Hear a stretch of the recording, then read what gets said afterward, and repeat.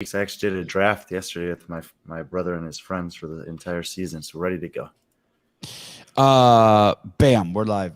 When you do that draft for the frisbee golf season, I guess that is also a tool to help you stay like involved. It's research. It's tax deductible for your business. Sports commentator, sports analyst. Yeah, for future shows. Love it. I should be involved in that draft. Well, with all my free time. Who's gonna win? Is there a guy that's the guy that you already know is gonna win the whole frisbee golf shebang this year? No, there are, I would say, at least 3 and up to 5 or 6 guys that could possibly win, like the season-long points. But more than likely, it'll be one of 2 guys. Would you say it's more? Would you feel more comfortable picking the CrossFit Games winner for 2023 or the frisbee golf champ? Frisbee golf champ, I think. Oh wow, okay. I think, yeah. I mean, because I think it's a sure. I think it's a let me say sure this thing. Who's going to win the CrossFit Games? It's Justin Medeiros and Mal O'Brien. Right, and so it depends if you're asking about men or women. In frisbee golf for women, I think there's only one woman. She's like seems to be unbeatable. She's like a Tia Toomey. Yeah, there's something called they have a statistic called a confidence index. It's like the likelihood that you'll beat the next guy head to head or whatever. Yeah. The highest male is like 64 on their scale. Highest, and then there's a guy like 61, 57, 50. It goes down pretty steeply. But then on the women's side, the highest girl is 54, other than that girl I was talking about, who's 128. What's the highest you can go? I don't know, but that's more than double the next woman. So yeah, that's crazy. I think she's from Finland, and I think every tournament she played last year in the U.S., she finished in the top 3, including winning a majority of them. What do you think about, first of all, I'm embarrassed to say that I did probably watch half of the Super Bowl yesterday. Nice cup. Oh, how did you get that? I got a Coffee Pods and Wads one. Oh, what do you mean? How did I get that? I need one of those. You sent it to me since I'm. Oh yeah, that's right. Remember? I sent it to you. Yeah, that's or right. Or maybe I got it from Gabe because he's the man. That's right. Definitely Gabe. He's so thoughtful. Nate Dogg, Brian motherfucking friend. I find it amazing that anyone in the world could have anything to say about this show being uncouth. When yesterday I was watching the Super Bowl, the halftime show, which I thought was the best halftime. I've never seen a good Super Bowl halftime show. That was the best halftime show ever. But it wasn't a sports show. That girl took her fingers and rubbed her vagina like the way a girl masturbates her vagina. It wasn't even like a casual. It was, you know what I mean? She did the thing. You know what I'm talking about, right, Brian? That thing girls do. Dance moves going around right now. She even held her fingers in the way that I have witnessed girls masturbate, and then smelt her fingers. And I knew it wasn't appropriate because there were like 8 other people in the room, and even I wasn't comfortable being like, "Hey, did you guys just see her finger do the gesture for finger banging her vagina, and then smelt her finger?" And it's so crazy that's where we're at with And what's crazy also is that those people care about like social justice or like anything like that. Like, do they know my kids were in the room? I was at a party with like 30 kids. It was. Maybe I don't know. Do you think I'm a prude for that? Do you think I'm a prude for that? I mean, I was excited because it's something to talk about on the show. Do you foresee that happening at the CrossFit Games? Like a Tia Toomey winning the event, running up there, rubbing her. Well, none of the players were doing that. Yeah. Okay. All right. You know, maybe we'll bring in someone. What about Adrian Bosman might do it? Like, you know, like. I don't think it was Roger Goodell. Maybe we'll bring in someone, a celebrity. Yeah. Maybe you. I'd just be like this. I just couldn't believe. I don't want to be a prude. I want to have fun. I was just tripping. Yeah, I'm okay. Flipping the crowd off. Yeah, that was wild. That was. I feel like there was some context to that, but yeah, that was. My kids learned this week what this means, by the way. They're so excited. Oh, man. Oh, They're so excited. They it's had gonna no be an idea. exciting month for you. Yeah. They learned that the middle finger means fuck. So, and they got the sloppy old school one like this. We used to do it like this in the 80s. Like we thought we were like a jet. Anyway. That sounds more old school to me. Yeah, the floating platforms were cool. I thought that was amazing. Hey, I thought for sure one of them was gonna fall. I thought for sure. They didn't even test them out before. They didn't? Oh, of course they tested them. Oh, good one, Brian. Damn, you're funny. The official ranking for who are the, I'm going to screw this up. Brian will fix it. Who are the 100 best CrossFitters in the world is now out on Brian Friend's Instagram. It is not on Bar Bend. It is not on Morning Chalk Up. Correct? Correct. It is only in one place. Well, now about to be two places. Is it on the barbell spin? I don't think so. But he could steal it and post it if he wanted. I tagged him on it. All right. That's like an open, when you tag someone, that's like, hey, feel free to steal this. I've been impressed with some of the stuff he's been doing recently and had some good conversations with him. So you like him. He's good, dude. He's a good dude, hard worker. Good. Yeah, definitely a hard worker. I like that. And so not yet. I shared his top. Okay, here we go. Not yet. Wait, where is it? Sorry. Just keep screwing up. Not yet. Shit. Not yet. I shared his top 100 last time. I still can't get over Hiller's 500 burpees too. You think 500 burpees at 38.14 is good? Didn't see that. Yes. Yeah, that's amazing, right? Yeah. Most people would struggle to do that in an hour. Right. And he's huge, dude. He's over 200 pounds, Brian. How'd that happen? California hormones and a variety of CrossFit mixed together. Okay, we can start the show. Scott Schweitzer's in the house. Good morning. Let's do it. The top 100 best CrossFitters in the world. Who are they? There's only one guy who does it. There's only one guy we care his opinion. He is sitting over. He's sitting over. Do it like this. Oh, he's sitting over there. Like that. No, do the old school. Do the 80s. Yeah, now there. Everyone knows. Hold on. Smells like the grenade soap I use that I got from Doc Spartan. And good morning, Fergie. Good morning. I don't want to be a prude, Fergie. I need your and Jeffrey Birchfield's guidance, elderly guidance. I don't want to be a prude. I want them to have fun, but they're such scumbags at the NFL anyway. They're such racist, fucking grooming fucks anyway. But and I like Rihanna. It's one of my favorite. But really, the finger. Do you like the nickname everyone calls her, Riri? I think that's. I don't really like that. No, I didn't know that. When I think of Riri, I used to work with disabled adults, mentally disabled adults, and they would call each other Riris. That's like means you're retarded. Like you Riri. But they spell it R-I-R-I, so it's okay. I don't fart on my hand and smell my fingers, but in public, I have done one of these where you fart in your, like, kind of cup your hand and then, like, not in public, in private, and like dish it off to like someone, like one of my friends if I was drunk, like give them the old dish smell. You don't even have to be drunk. That's true. and I Dutched oven my kid the other day, but that's a different story. Okay, that's the opposite of grooming, by the way, when you Dutch oven a kid. Okay. The top 100, is that right? These are the best CrossFitters in the world in order. The number one guy at the top of that list is the man, and the number 100 should just be thankful that we said his name. Kind of. I mean, there are men that are not on this list that would be on this list if they were competing in the individual field. So these are the top 100 that I, as of I think Wednesday of last week, was able to track down and determine that they're, well, as best I could, determine that they're going to make an effort to compete as an individual this season, this CrossFit Games season. Okay, so we just heard one of the criteria.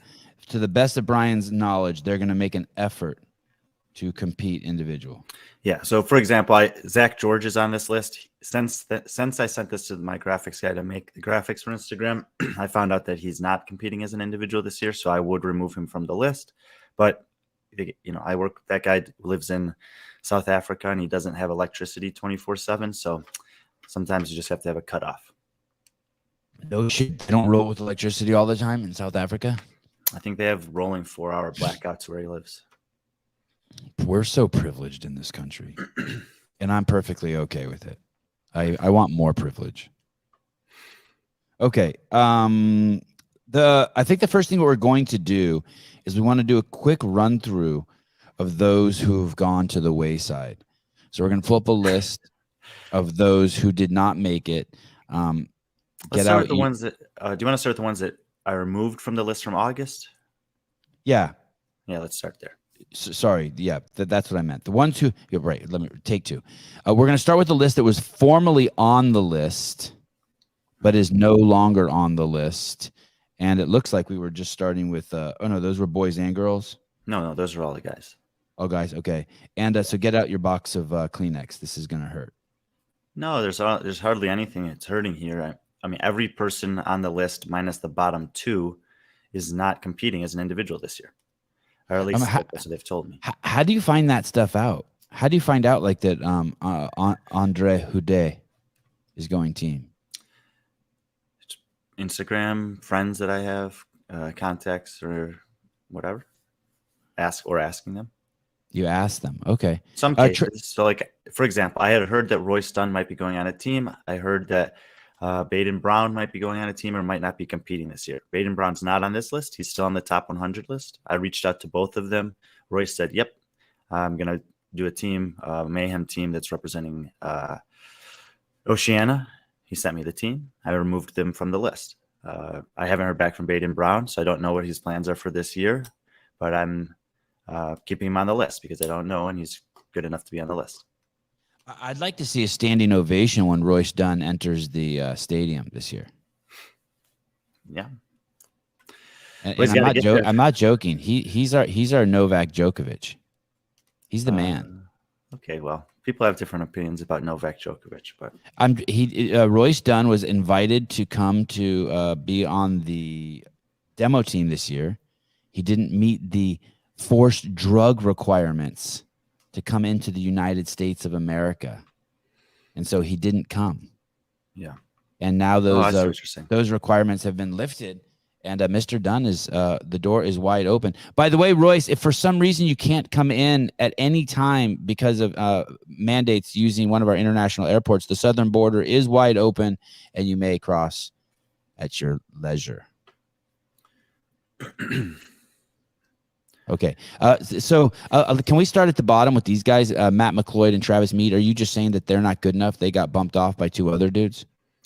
Yeah. Travis Mead was kind of, he never has done the quarterfinals. He did place third in the Open a few years ago. He's the guy that did 100 hero wads in 100 days. I think he's doing a hero wad a day. I don't know. He's doing these crazy challenges. He's very fit, but he's not really making an effort to compete in the competitive CrossFit Games season. I put him as 100 in August just as an honorary mention type. And yeah, Matt McLeod, I mean, obviously he was very close to the bottom of the list anyway. And this is a good talking point, just kind of setting the stage. There are a lot of athletes obviously to consider. Many of them have done some things in the off season. Some of them have done nothing in the off season at all. Matt's one of those guys. I'm not entirely sure where he's at. He hasn't been that competitive in terms of challenging for a game spot recently. He's a recognizable name, has had some success in the past.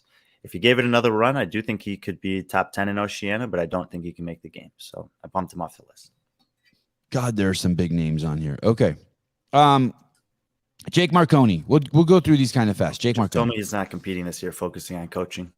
Fair enough. Who is he coaching? HWPO, the top athletes over there, I think. And he's like the direct contact for someone like Hopper. If Hopper doesn't get to call directly to Fraser, he has to call Marconi first, right? He's no Mal O'Brien. Maybe. I'm not sure. They're dynamic right now. Okay. You don't know their flow chart? No.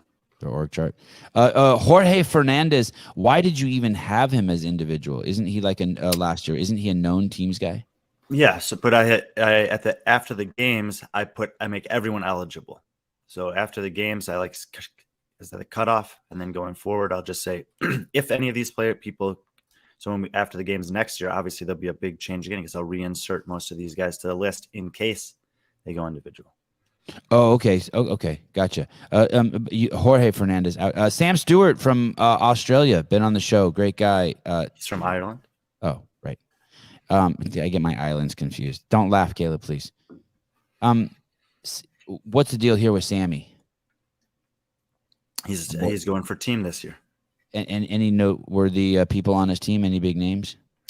Where is his team? Is he the only name out of Ireland? Is he the only guy that anyone? No, there's some guys from Ireland that are on the list, on the top 100 list. Joshua Wistrup from Germany, who competed and took second place in the Ruck in 2019, is on his team. That guy's not Irish, by the way. That sounds like someone who escaped from Kosovo or something. It's German, which is okay. What I said. Mia Hesketh and Antonia Folk-Katalinski, so two Swedish women.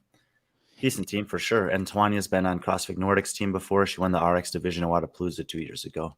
And Mia Hesketh, you probably know. No, I don't. Does Ireland have any other good athletes besides Sam Stewart? Like, do they have a girl? Yeah, like Emma McQuaid. Oh, she's Irish. Okay. I get those Irish and English people all confused. Alex Smith. Yeah, he and Ben are making a team this year. Oh, interesting. So they kind of shit the bed by missing the chance to do that at Wadapalooza. If they're going to do games, that could have been a good trial run for them. They just start, but then I think they withdrew because Alex hip was bothering him. At least that's what I've been told, not by them. Elliot Simmons. Yeah, he had surgery about a month ago, so he'll be out this season. On what? I think his shoulder or something upper body. Going team with Jorge Fernandez, we have Joshua Chama. Is that correct? Yeah. Ben Smith, former games champ. Mm-hmm. Who's going to be the third guy on that team? There are two women on that team. It's 2 men, 2 women format. Ah, right. You don't think they're going to switch to the way Wadapalooza did it because it was so successful? Not this year. Tola Moraquinho. Mm-hmm. Which team? I believe they announced their team this morning.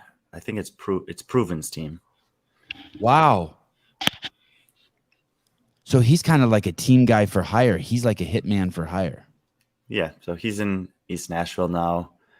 They got the girls from Mayhem from last year, and then another guy who's further up on this list that a lot of people were asking about and sad that I'd omitted from yesterday's Instagram post, but he was not omitted because of anything other than the fact that he's going team this year, and that's Tim Paulson. It's Tim Paulson, Tola, Taylor, and Andrea? Yeah, and I think that they are immediately one of the 3 favorites to win or podium, along with the 2 returning teams from the podium last year, CrossFit Oslo and CrossFit Invictus. Who will be the leader of that team? They, I believe, have designated Andrea Nisler as the captain. How often does that happen, that there's a female captain? Is this like something that should be on the cover of the games page? Look, a woman captain. CrossFit Omnia, CrossFit Franco's this year, CrossFit Invictus. It'll be a few. They all got. We don't know all of them. These are just. I just have a list with some friends that we are trying to congregate all of the competitive teams, and if we happen to know who's the captain, then we'll designate that too. I wonder if Andrea and Taylor had any options with like Luke and DeChico. Like did they have any mayhem options? Not sure. I mean, Luke's going individual this year, so he was not an option. Angela does have a team, but with different women.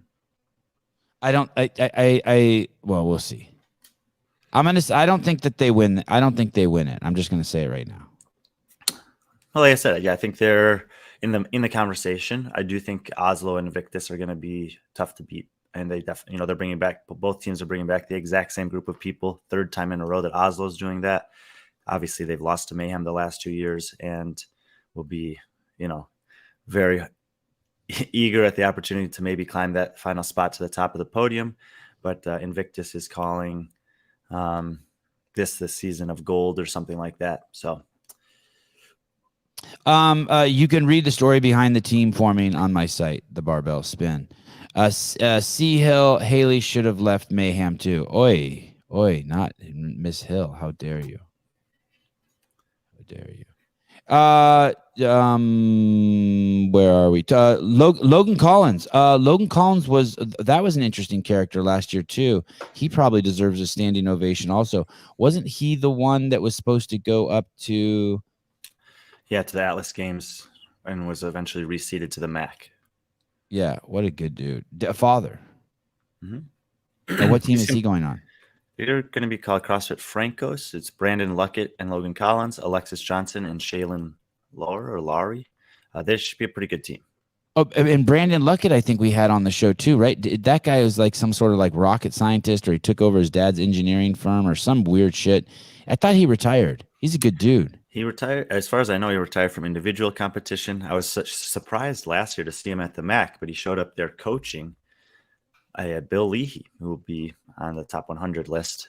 So I guess he's doing team this year. He's got some team experience. Logan and all these, this is a very experienced team coming together. I think that they're not as flashy as some of the others in terms of star power necessarily, but I think they could be a top 3 at a North America semifinal. Who are the ladies on that team? Alexis Johnson, who was on Angelo DeChico's team last year. They got 5th place at the games, Independence. And then Shaylin Lauer, I'm not sure how to pronounce her name, Laure. And she was also on a team last year. Hey, was Luckett the guy that had surgery too? Who is the guy that? He did have elbow surgery, I believe. That's right. And he still performed pretty well with the fucked up elbow at wherever he was, the MAC or the Granite Games or whatever, right? He did that crazy snatch. I think it was West Coast Classic 2 years ago. I kind of know stuff, people. I kind of know stuff. I kind of belong on this show. Anyway, Shaylin was on the shoe fly team last year that was unable to compete at the games because one of her teammates failed the drug test. So hate it when that happens. Lori, JR, thank you. Lori. Are we doing a show tonight? Yeah. With Halpin?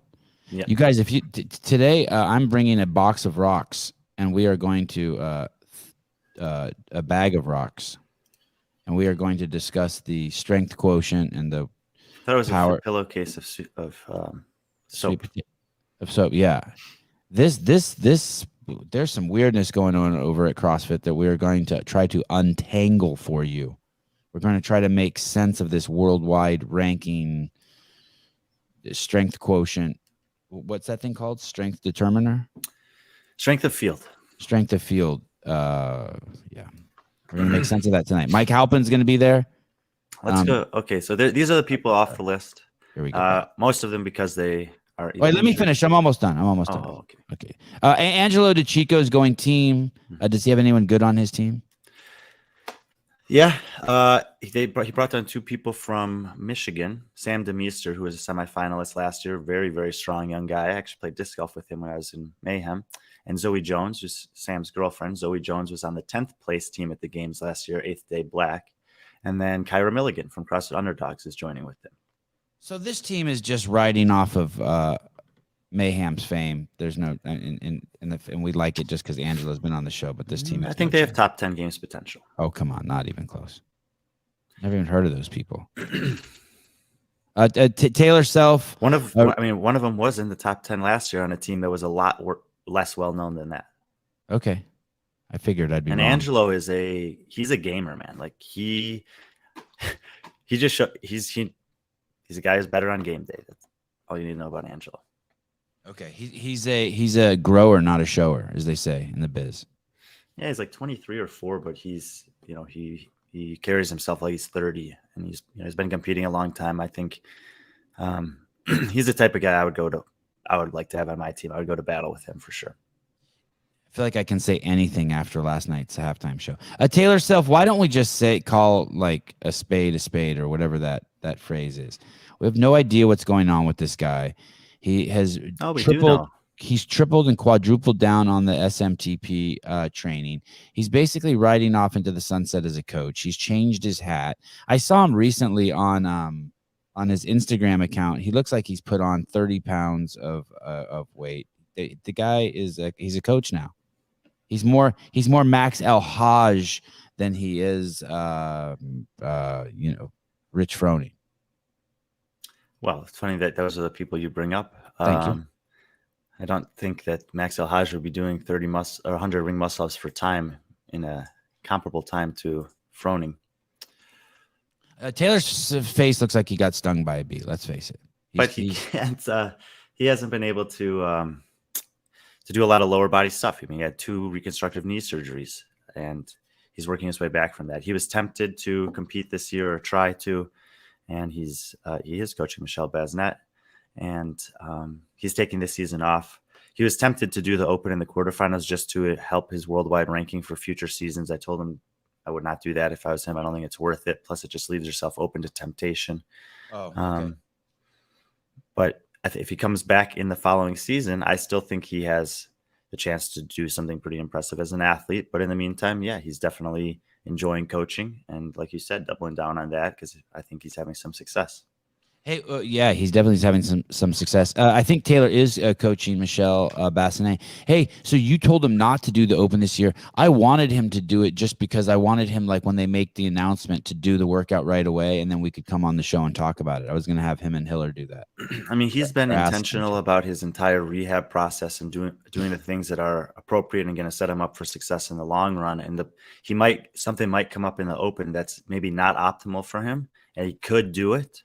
And then if he does it, it might set him back. And with what his goals and aspirations are, I don't think it's worth the risk.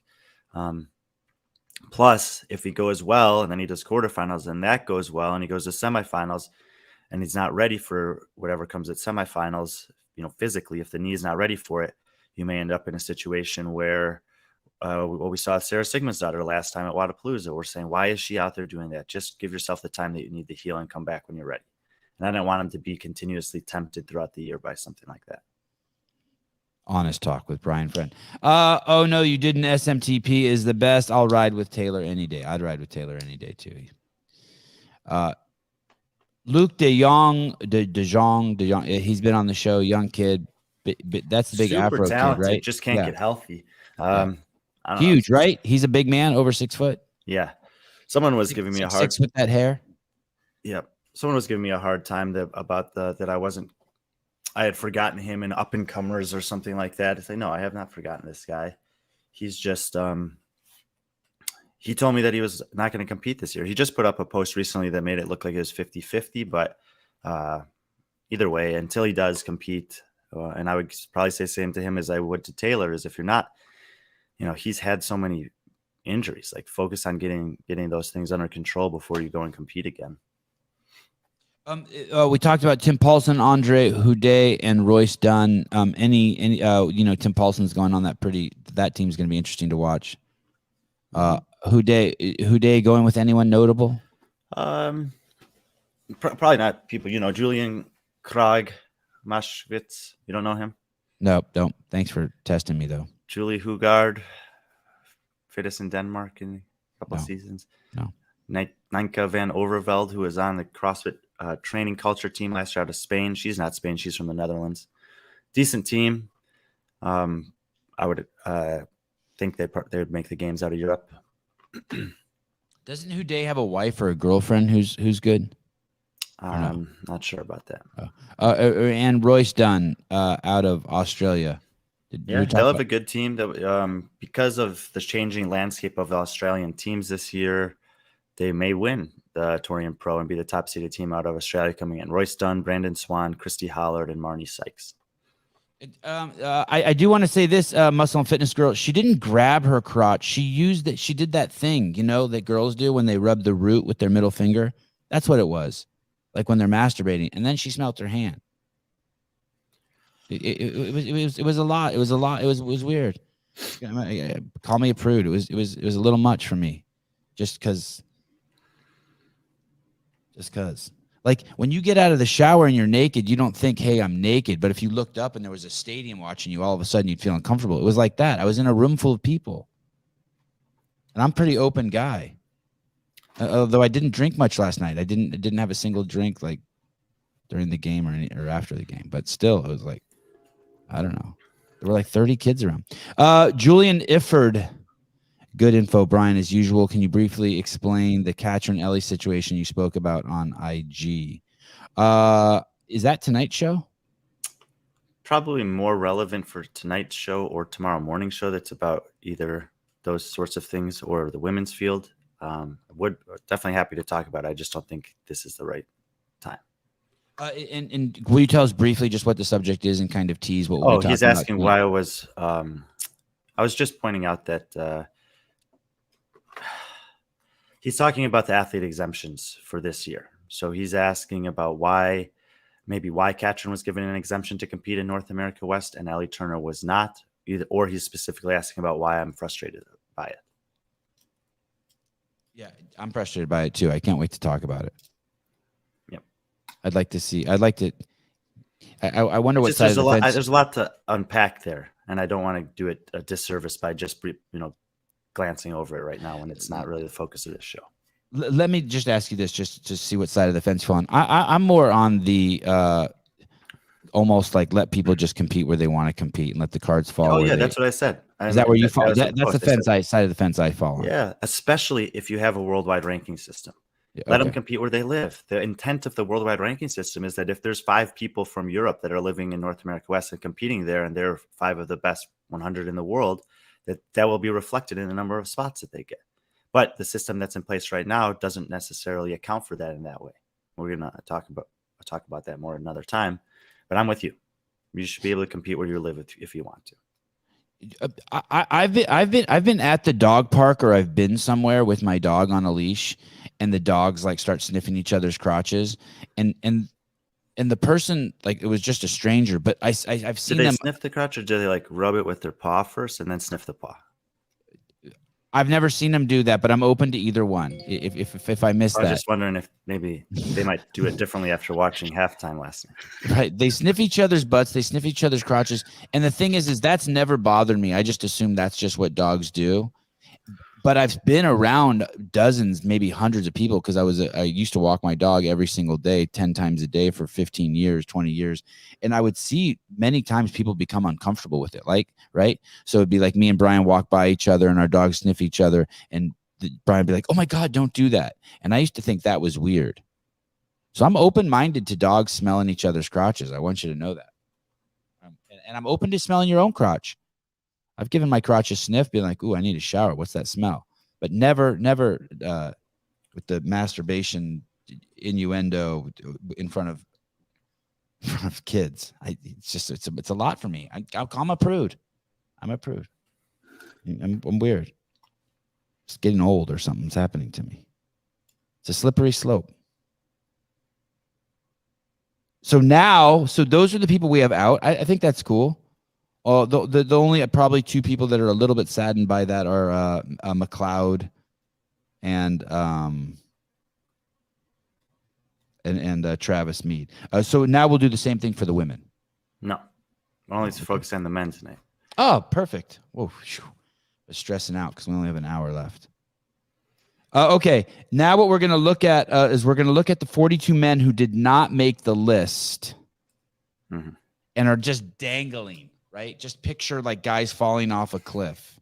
These are the 42 that like Brian could have given a helping hand and pulled them up onto the platform with Rihanna, but did not. And they slipped off by the fingertips. I will read through these and feel free, Brian, to stop me at any time. I'll start with in alphabetical order in reverse. Oh, Zach Watts didn't like being so we'll start with Zach Watts. He didn't like being booted off the list. I don't think so much, Brian. He made a comment on your Instagram post. Correct. Well, he wasn't booted off the list. He wasn't on it in August, and he's still not on it, but he feels that he should be, and he's gonna, I think, make an effort to prove me wrong, which I think all these guys should try to do. He's one of the bigger names who has not made it on the list. Like we all know who Zach Watts is. So one of the things that we'll talk about tonight, and that will is that, this flash in the pan that Dave Eubanks and Adrian Bosman have been talking about. Zach Watts had what I would call a flash in the pan year. He made 5th place at one of the semifinals 2 years ago, got to the games, he got cut, as half the field did eventually. And we haven't really seen much from him since. So because of that, I haven't moved him back up inside the list. And maybe he could do it again, but so far he's not been able to. Will Kearney, Victor. What do the colors mean, Brian? Continent, not competitive region. So I'm putting all of North America in pink. Yellow is Europe. Orange is Asia. Green is Oceania. And purple is South America. There's no gray on this list, but it would be Africa. And maybe I should have one or two people in gray on this list. I'm not sure what Jason Smith is doing anymore. And I think that the next best guy over there, Ruan Duvenage, is going on a team this year. You put Luke Parker on and left Zach off, you jackass, Brian. That part I just added. I think that's what August J is saying. Mike Halpin, I joined it. Go ahead. I'm not actually sure what if Zach Watts is North America East or West, but maybe they'll compete against each other, and we'll find out. This guy is alluding to the fact that Luke Parker is better. Good morning, Haley. Good morning. If you want, you can make me a second cup of coffee. No need. Mike Halpin, I joined a class at Zach Watts Affiliates a couple weeks ago. He remembered Sevan told him he was too nice for the sport of CrossFit. God, and there's a lot of nice people in CrossFit. So if you're too nice for CrossFit, that means you're just way too nice. Let's not spend too much time on this list. Zoom back out. I'll just want to call attention to a couple of guys. How about Street Horner? Is he on drugs or what? How does he have such a nice body? Andrew Hiller says he's not on steroids. Just a genetically gifted individual. Nate Ackerman. Let me pick some, Brian. Don't. Yeah, Nate Ackerman training really hard down in Naples. I think that after last year, his goal this year should be to make the semifinals. I think if he's able to make semifinals this year, that'll be the natural progression for him and a really good season, but not top 100 in the world yet. Still going through puberty. Yeah, he's 19. Luke Fowler. I believe he's being coached by Justin Kotler now. Either him or Ben Fowler, maybe both of them is, but they're training down in Australia. Last year, they were on a team. This year, I think they're going to go individual. Ben's on the list of top 100. Luke is not. I think he's a younger brother. So we'll see. But, top 15, top 10 potential at Torian Pro for sure. The Russians training partner, Roman Krenikov. Why can't he get his shit together? This Logan Ewing guy.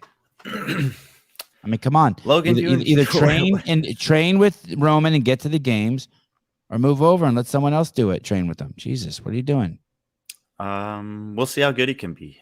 He's obviously got a great training environment. He's working very hard. I was impressed with him when trained with him down in Mayhem. Should he be in the top 100? I'm not sure, but I think we'll find out a lot more about just how good he is this season. A great attitude, great attitude for a human being, right? Yeah. Super nice dude. Injured. Recovering. Yeah, maybe. Haley, I have a cup here if you need one to fill up. Let me go. James Newberry. Why is he even still on the list? Isn't he an underwear model or something? Why are we even talking about this guy? He went to semifinals last year and did all right there. So, and like we always talk about when James comes up, this guy is just a specimen. He's special and he can do amazing things even when you don't necessarily think that he should be able to. So he still has top 10 potential in Oceania, even though I don't think he's pursuing excellence in CrossFit anymore the way some of these guys are.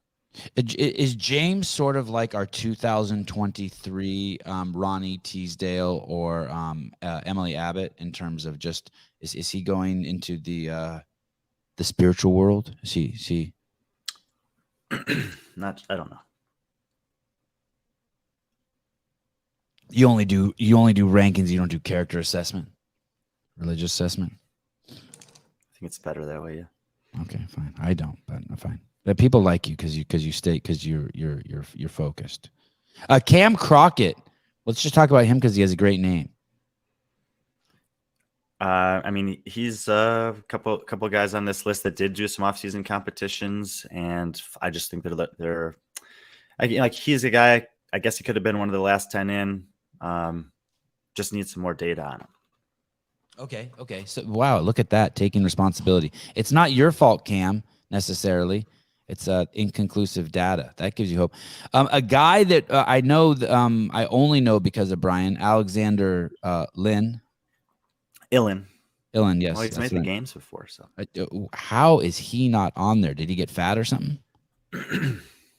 He was competing at a competition in the Middle East, and halfway through the competition, he was in the podium position, and he had to withdraw from the competition. So a little bit of maybe an injury concern close to the start of this year, and just in general, outside of Roman, the guys from Asia who have had a chance to compete at the highest level have not been able to really make much of an impact yet. He's one of those guys. So just, I guess it could be in maybe the bottom 10 or 20, otherwise just outside this list, but he hasn't shown to me that he's, a top 50 guy in the world or anything like that. Ilin would not pass a drug test. Patrick Clark. There was some rumors that at that competition, it was it became known that there was going to be drug testing for the podium, and suddenly half of the people that were in podium contention withdrew within a 24-hour period. Disgusting speculation. How dare you guys? Alexander, speedy recovery. Get that system cleaned up. I would like to just mention the guys that bracket him here: Anthony Yim and Adam Klink. Yeah. First, I wanted to talk about Adam Klink too. Can I just say his name? Yeah. Adam Klink, Brian. Adam Klink. He should have been on the show 5 times already. I don't know what I'm doing. He's one of those people, every time I hear his name, I'm like, God damn it, why haven't I had him on? Yeah, great amount of experience. Obviously trained with Ben for a long time, very well spoken, and also has done some cool stuff personally in terms of his career with BPN now, and also in terms of athletic pursuit with the 100-miler he tried to do. So definitely oversight on your part not having him on yet. And he messaged me yesterday and said he wants to prove that he belongs back in the top 100. So I'm pretty excited for him to actually compete again this year. Does that dude have games aspirations? I don't know if he has games aspirations. I mean, he's got a family, he's got a business responsibilities and some other stuff, but I think he does still intend to compete and compete hard at semis this year. Yeah, he's dope. For those of you who don't know, Adam was the guy that did the, I think it was the sub 6 minute, sub 5 minute? 500-pound back squat, sub 5-minute mile, yeah. Yeah, that's nuts. He threw in 50 unbroken pull-ups just to round it out nicely. And hey, that was like, it's not like he spaced that out over a day. He just did that shit. No, I think it was within an hour. Thank you. Is this is a full coffee? Damn. Dear Pedro at Coffee Pods and Wads, I would like a 16-ounce version of this cup. A pint, if you will. I guess I can't talk. The CEO Sevan Cups just looks like a regular coffee mug. Hey, I heard that Laura Horvat has multiple boyfriends. Is that true? I haven't heard that. You haven't heard that she's dating multiple guys? No. Okay, that's not. I mean that. I'm not just saying that to be a smartass. I'm answering genuinely. I have not heard that. Okay, I appreciate it. Anyone else you want to mention on this? Yeah, Anthony Yim, I actually don't know a ton about him, but he did the NorCal qualifier. I think he finished second or third, and a few people sent me his stuff. His Instagram is extremely impressive. Young guy, up and coming, very driven. By far the most unknown name on this list to me, but I'm watching him this year. And then Jean-Simon Wallemer, who has had multiple top 5 finishes in the Open in the past, but has had some nasty injuries the past couple seasons. Generally does a lot better online than in live competition, but I think he's also going to be throwing his name back in the mix this year. So a couple guys to watch there. Gary Jones, he competed at the Masters Fitness Collective in the 30 to 34 division, but he's going to make a run at the individual this year. He's obviously still within the age division. That 30 to 34 division only exists at the Masters Fitness Collective. And Jacob Marlowe, 2-time winner of the Fittest Experience, young kid, training with Kelly Baker these days, and hopeful that he can make a semi this year as well. This Anthony Yim guy, how come there's not more Asians in the CrossFit Games? I don't know. You got a G-Wagon in the garage. This dude's got a nice setup. Where's he live? Do you know where he lives? No. Do you know if he's in the United States? Yeah. Yeah, he looks wealthy. He looks like he trains in a nice neighborhood. Do you know how old he is? No. He's got a sand dune stepper too. I'm looking at his Instagram. All right. He's somewhere in the U.S. though. Do I still have Hiller on? Like what? On what? On my favorites in my phone? I mean, All right, halfway into the show. Are you ready to get to the list? Let's do it. Let's do it. Top 100 currently, as of February 2023, we're going to start at the bottom and we are going to tell you the 100 best male CrossFitters in the world. I'm going to bring it up on my phone, on my screen here too, so I can. Brian Friend CrossFit, BrianFriend CrossFit is the Instagram account that we are going to. This is where you will find the list. Brian, what's up? Anything you want to announce about what's going on in your life? Just this. So there's four for every athlete on this list. There's four. I take that as a no. Four things. Their rank on my list. The arrows will indicate a change, whether they've moved up or down from where I had them in August. If there's nothing there, that means they weren't on the list in August. Their name, and then on the far right, it has their worldwide rank based on CrossFit's formula for determining that.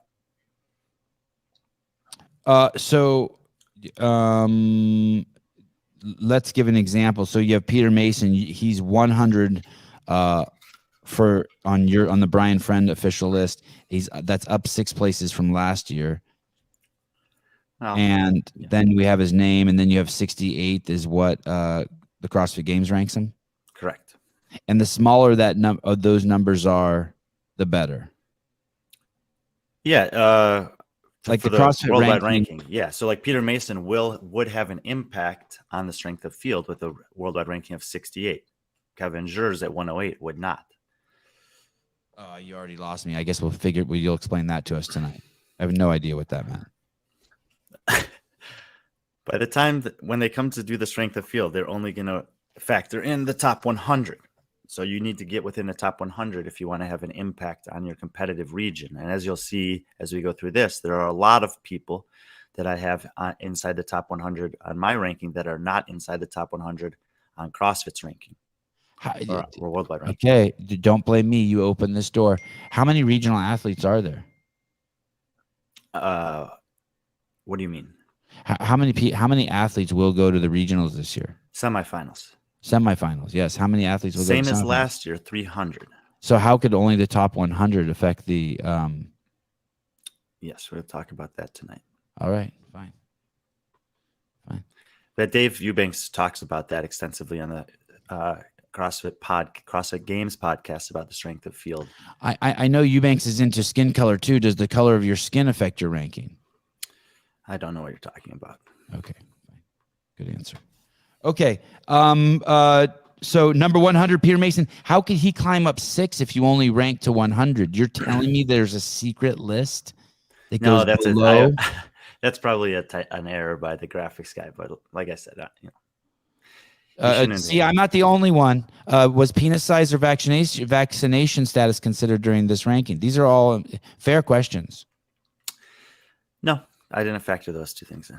I think he meant for the games, but I appreciate you answering anyway. Okay, Peter Mason. Peter Mason was at the. I'll be showing off and telling you what I know too throughout this. I apologize for that.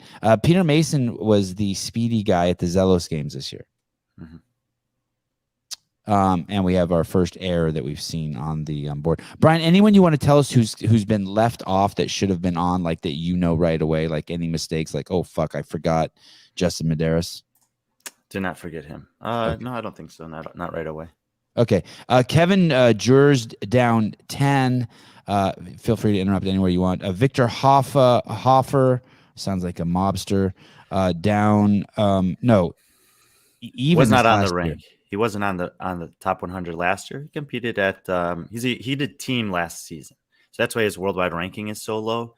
He's definitely one of the top guys at worst. He's the top 30 guy in Europe. At worst, he probably would be in the top 100 if he did compete last year as an individual, but he didn't. So we'll see how much his ranking goes up when after quarterfinals happens this year. But I think he's really young. He's like 19 or 20, but he's got mad potential, I think. Sevan keeps poking the friendly bear. I think that's you, Brian. That could be a good shirt, Brian. Friendly bear. How this 593, this number, this worldwide ranking number, sorry, can't stop scratching this itch. Did you come up with that, or is that written? You can go to a website and find that number.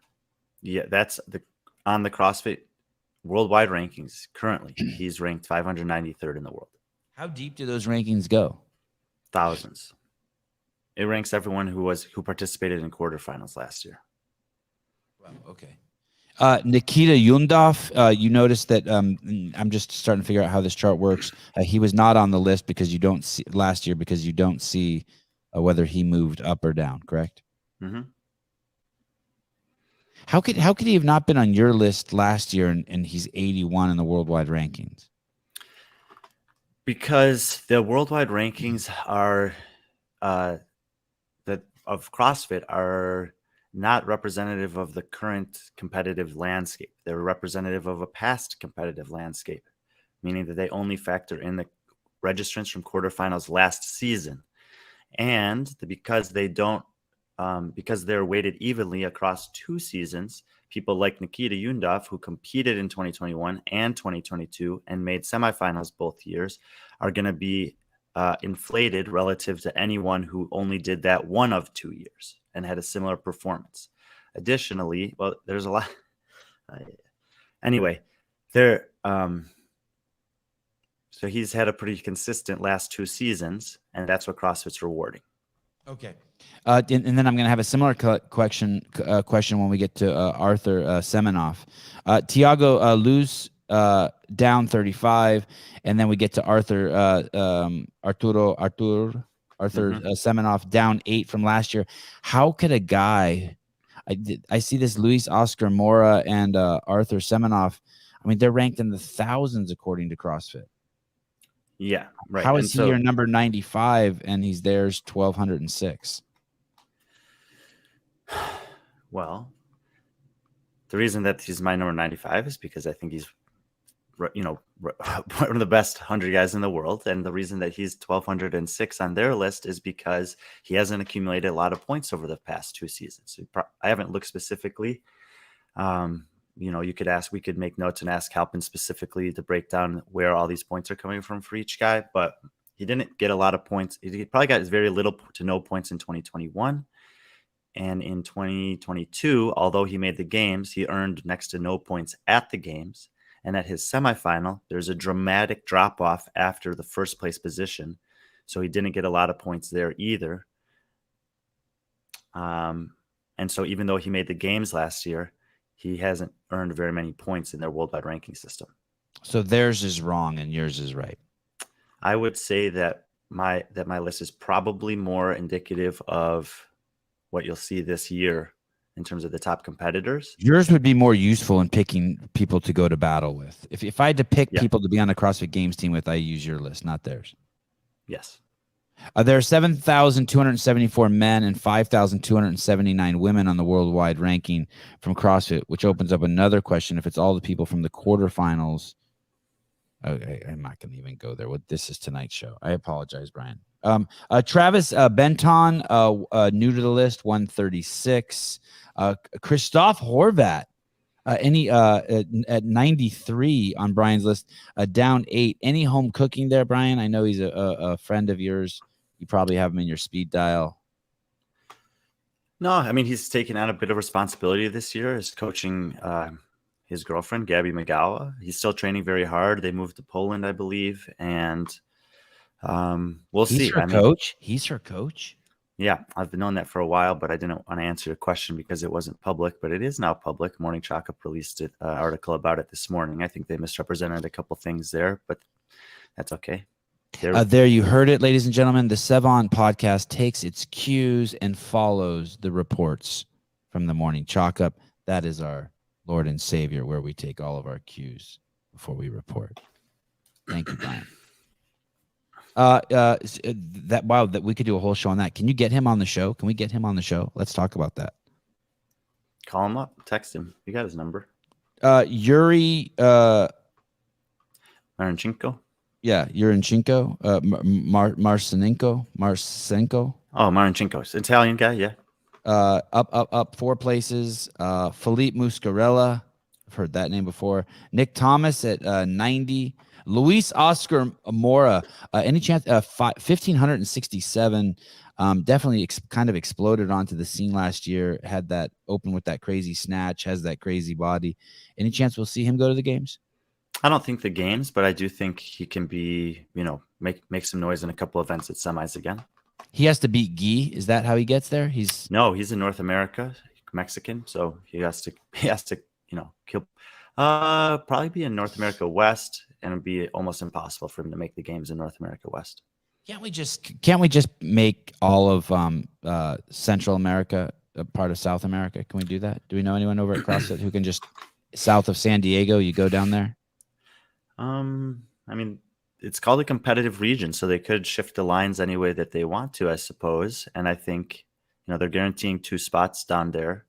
That would increase the depth of the field and probably increase the likelihood of getting some athletes. It's I put something up about this yesterday, and it's worth mentioning that some of the athletes in these examples have had very unfavorable circumstances leading into the games. For example, Agustino Riquelme last year, I think, found out he was competing a week before the CrossFit Games start, which is absolutely should never happen. That's I have a lot of thoughts about that, but regardless, we're using results for the worldwide ranking system and for the strength of field, and the results of all of the men who've made the games from Asia and South America, other than Roman and Guy, have been essentially last place finishes, and yet we're still guaranteeing multiple spots there. So what I'm saying is I don't think that there should be guaranteed multiple spots to continents that haven't proven that they can actually impact that competition. And on the same in the same breath, I think you do have to acknowledge what I said, which is that in some of these cases, they've been given circumstances that would make it hard for anyone to do well. But in their formulas, there isn't any subjectivity. It's just, how did you do? Daniel Garrity, Morning Chalk-Up, confirmed that Brian got Rihanna pregnant again. Scott Tetlow up 5 places. Tetlow was... had that pretty cool, actually super cool event versus Colton Mertens on Wad Zombies. What was that thing called? Fit Wars 1.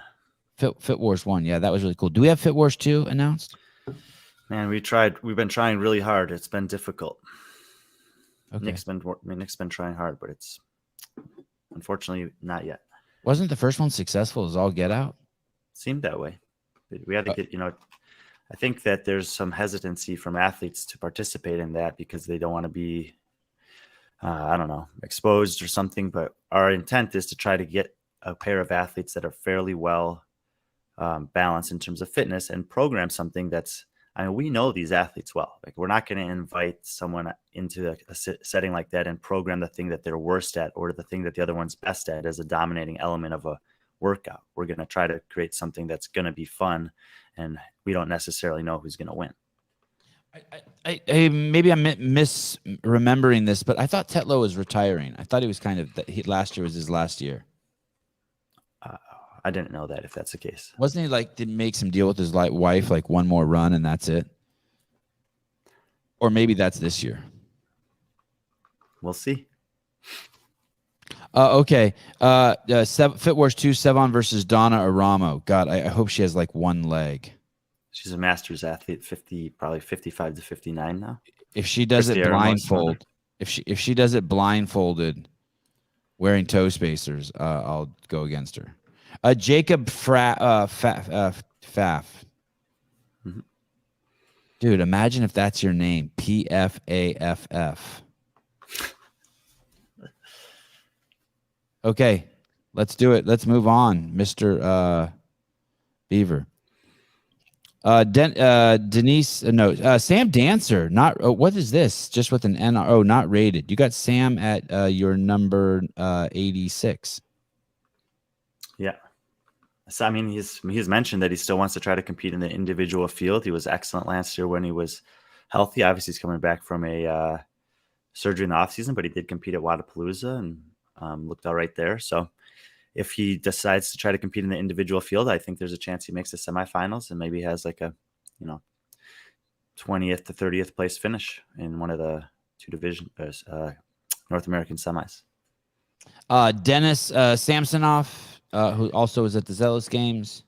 Yeah, I'm excited to see him compete this year. He did get a exemption to compete in, and so we will actually see him compete live in semifinals this year. Last year, he was unable to do that because he could not travel to South Korea and back on the visa that he has to be in the U.S. I think he's been seeded to the North America East semifinal. It'll be very competitive and deep, but at least we'll get to see him in that setting. He has no chance there. To make the games, no, but, I think he can finish in the top half of the field. What was there were I know that we will get into this probably tonight, but there were some criteria for exemptions. Which one? There were 4 criteria. Which one did he get? They have not told us which one, but we can assume in his case that it was the 4th one, the visa. So if you just had visa issues, everyone has visa issues. What do you need to prove? I mean, I know Ellie Turner had visa issues.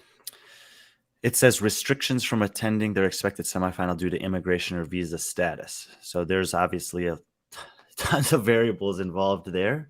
And and just to be clear, I'm not expecting CrossFit to release any personal information about any of the athletes. I just think that a note on the side, a column on the side that says this athlete was approved for exemption because of visa reasons, this one for residency reasons, this one for political reasons, and this one for financial reasons, just to see a tally.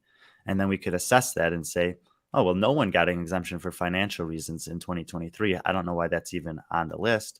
We could say, wow, of 20 people that were exempt, 18 of them were for visa issues. Okay, that's clearly something that's critical and a good thing we have that in place. I'm just making up things, but that's all I wanted, was just to know what are they getting exemptions for. And also I'd like to know how many people applied that did not get exemptions.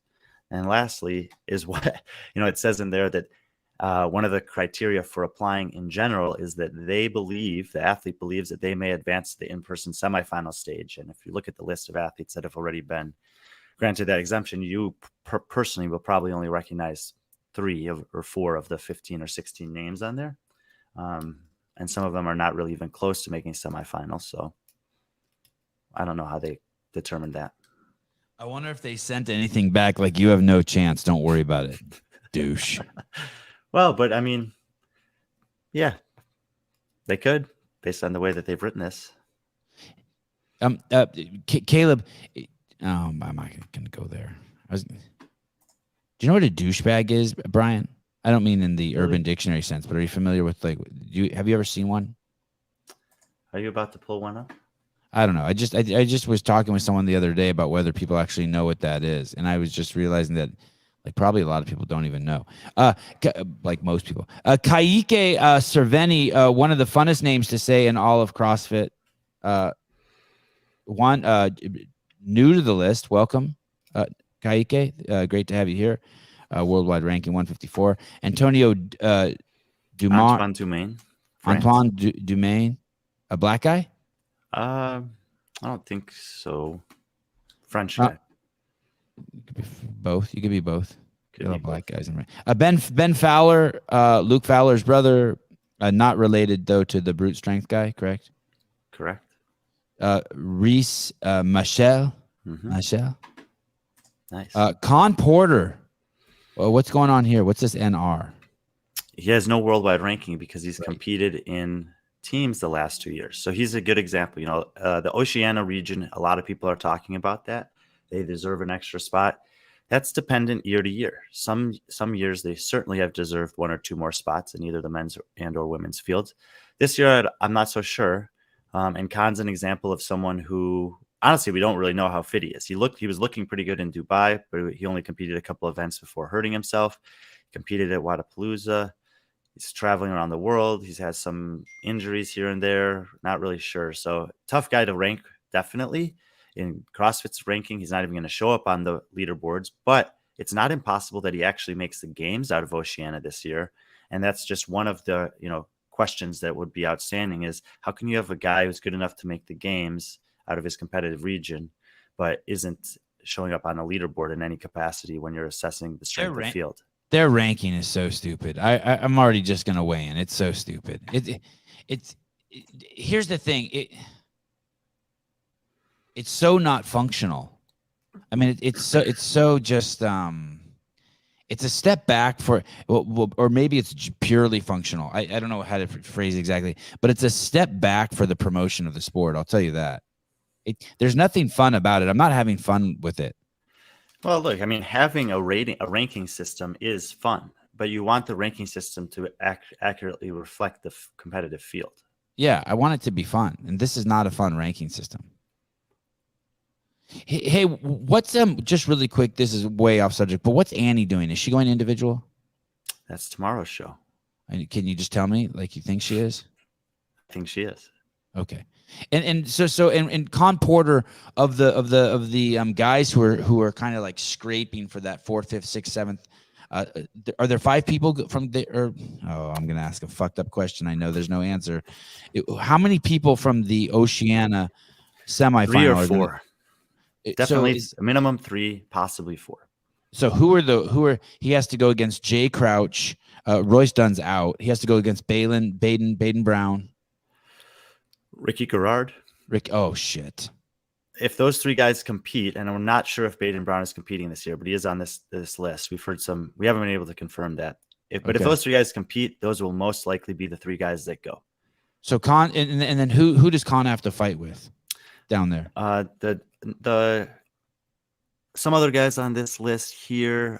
Peter Ellis in 78 is an up-and-comer out there. Luke Fisos from New Zealand has been around for a while and is usually right about 5, 6, 7 in Oceania. And then there's some younger guys, Jake Douglas and Bailey Martin, who we'll get to later on in this list, that are going to be in those conversations as well. Completely. Spiegel just throwing rocks at us. This feels like the emoji draft. God, you're an asshole.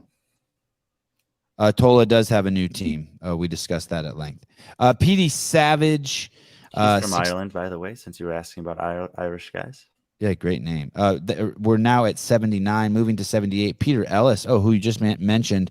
Okay, so you're saying that this guy has a chance.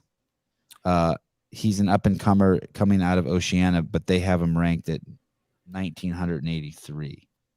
Podiumed at Down Under CrossFit Championship, but the CrossFit ranking takes into account 0 off-season competitions, which is fine. But obviously, I am factoring those things in. So there'll be some people that show up on this list that may have done some good stuff in the off-season, but we haven't seen it in the competitive season, and therefore there's no way to account for that in the worldwide rankings. I think this is the closest we've seen Brian's rankings with the worldwide rankings. We're at Keelan Henry. Brian has him at 77. And the worldwide rankings has him at 47. Brian has moved him up previously. They have him at 85. Oh, shit. Okay. What's that 47? Oh, no, that is right. Sorry. I apologize. Yeah. Okay. So 47. That's really close. And Brian has moved him up 21 spots. Hey, did the worldwide rankings affect your opinion in any of these? Did you even look at them? No. Okay. Mostly those 21 spots are just all the guys that removed from the list, so you move up. And so I've got to see him compete a little bit this offseason. I still think we haven't necessarily seen Keelan at his best in a competition outside of the semifinals last year, which was very difficult to impossible to watch. So I'm hopeful that if he makes the games again this year, which I think he's the favorite to do out of Africa, that he can come in healthy and we can actually get an idea of how good this guy is or isn't. He's tiny, right? He's a square SquarePants, SpongeBob SquarePants, like Tetlow and Colton Mertens. He's just a block, right? Chiseled. Yeah, chiseled. That's what I meant. He's a specimen. Yeah, I like the way you word stuff. But whenever I say stuff, it comes out kind of negative. It sucks. I need to go to the school of Brian Friend. Do you do a seminar how to spin stuff more positive? Luke Fizzo, 76, 75. Hamza Tarif. Is that the guy that with the giant beard that we saw compete? No. That's Nasser. Hamza was, like Dennis Samsonov, was unable to compete at the Asian semifinal last year due to some travel issues, but so far has not showed up on the travel exemption list this year. So I'm waiting to see if that happens for him. Otherwise, maybe his visa status has changed and he can travel there or not. but he would technically qualify to compete in Asia, but don't necessarily know where we're going to see him yet this year. I want to see what this guy looks like. And so I've just exposed myself as being a full-blown racist and profiler. When I see the name Hamza, I just see a giant black beard on a guy, and I confuse him with Nazar. And yes, I'm guilty. All right. This guy looks good. Yeah, he had good performances last year in the Open and quarterfinals, and then he competed in the last chance qualifier because he couldn't get to his in-person semifinal, and they did give him the opportunity to at least do that. He didn't do well enough there, and so we haven't, Well, again, we just don't really know how good he's going to be. What country is he? I'm getting what country is he? I think Turkey. Yeah, I'm getting this like Arab. He's like the Arab version of like a Miko Salo or some shit. I'm getting this like total pro athlete, handsome Kelly Slater, Miko Salo vibe from this dude. All right, cool. What happened to Nasser? Is he still competing? Did he pop? Palestine. What happened to him? That guy's from Palestine. Palestinian territory. Yeah. No shit. Wow. Fittest there each of the last 4 years. Wow, that's awesome, dude. Holy shit, that's got to be a fucking tough place to train, right? Well, he doesn't live there. Oh. I just don't think he lives there. Looks like he's in Rome, Georgia. He's a training think tank guy. Oh, so he's in the U.S. Yeah. Brian, I'm sorry. I know you said something about. Did he get an exemption? I know you mentioned something. He hasn't yet. Okay. Last year, he was unable to travel to South Korea. He and Denis Samsonov were not able to travel there. Roman was able to travel there and back last year. And then there was a girl from Israel who was also unable to do it. And the three of them got an exemption to skip their semifinal and go straight to the last chance qualifier. There should be a list of countries where you don't even have to like say what your reason is for wanting your exemption. Like Palestinian territory. Check, wave him through. He's good. North Korea, you're good. You're good. Come on in. Anywhere you want, compete wherever you want. North Korea, yeah, anywhere. Anywhere, I said it. You're good. Yeah, just pick one where you're in, right? I mean, like, save on man hours. What other countries? What country would you throw in there, Brian? I'm going to give you one. I got North Korea, Palestinian territory. Which one do you want to just give automatic exemption to? Nepal. Nepal. I agree. Throw that on there. You have any problem with that, Beaver? Good to go. Sounds good. Yep. Good to go. Okay, where are we on this list? Hamza, sorry for the racist view on your hairiness. I just see that name and I think you're hairy. Matt Poulin, down 6. Brian, when I see someone like that, it's a name I've heard mentioned and thrown around for years, and I see him down 6. Does that mean his career is waning? That means he's 2 years ago at Wodapalooza looked great. Unfortunately, got injured. I had written about it on the back end because I thought that it was going to be a performance that was kind of forgotten.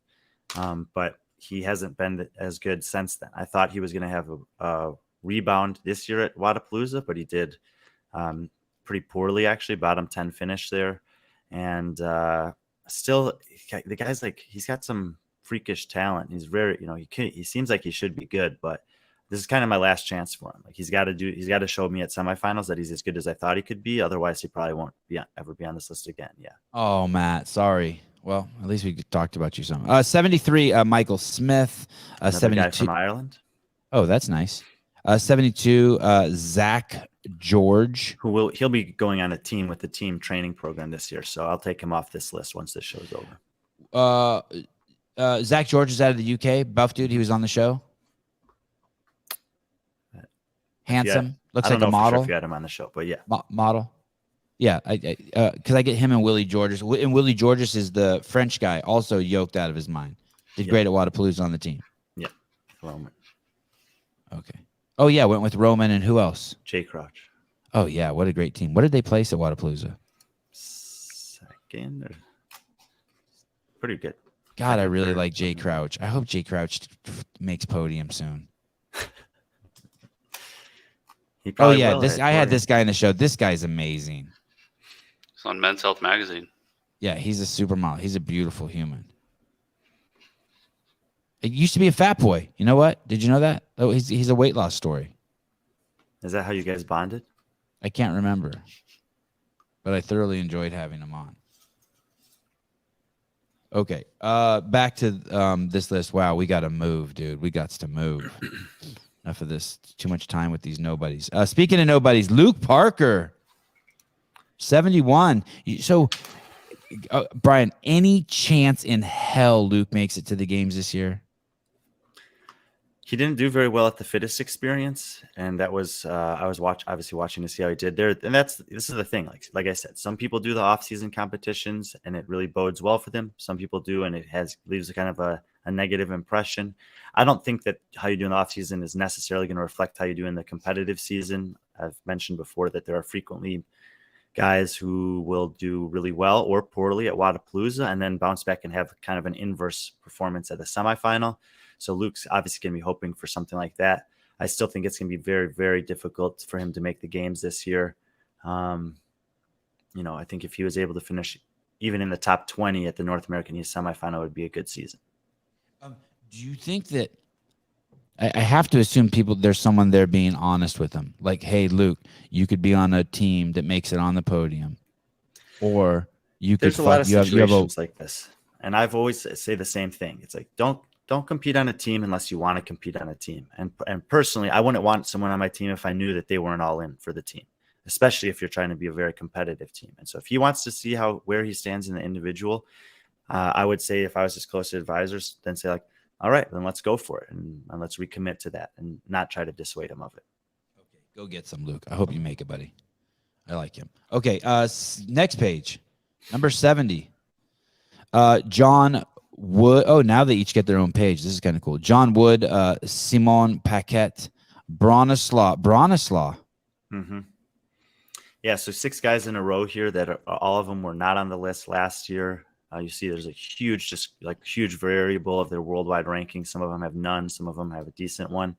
I think these are all pretty fascinating guys, actually, for different reasons. But likely the 3 that people are most interested in is Bronislaw, because big name, big potential on weightlifting. He's training with Kotler now, and he looks incredibly focused and disciplined in his training, more so than I've seen in the past.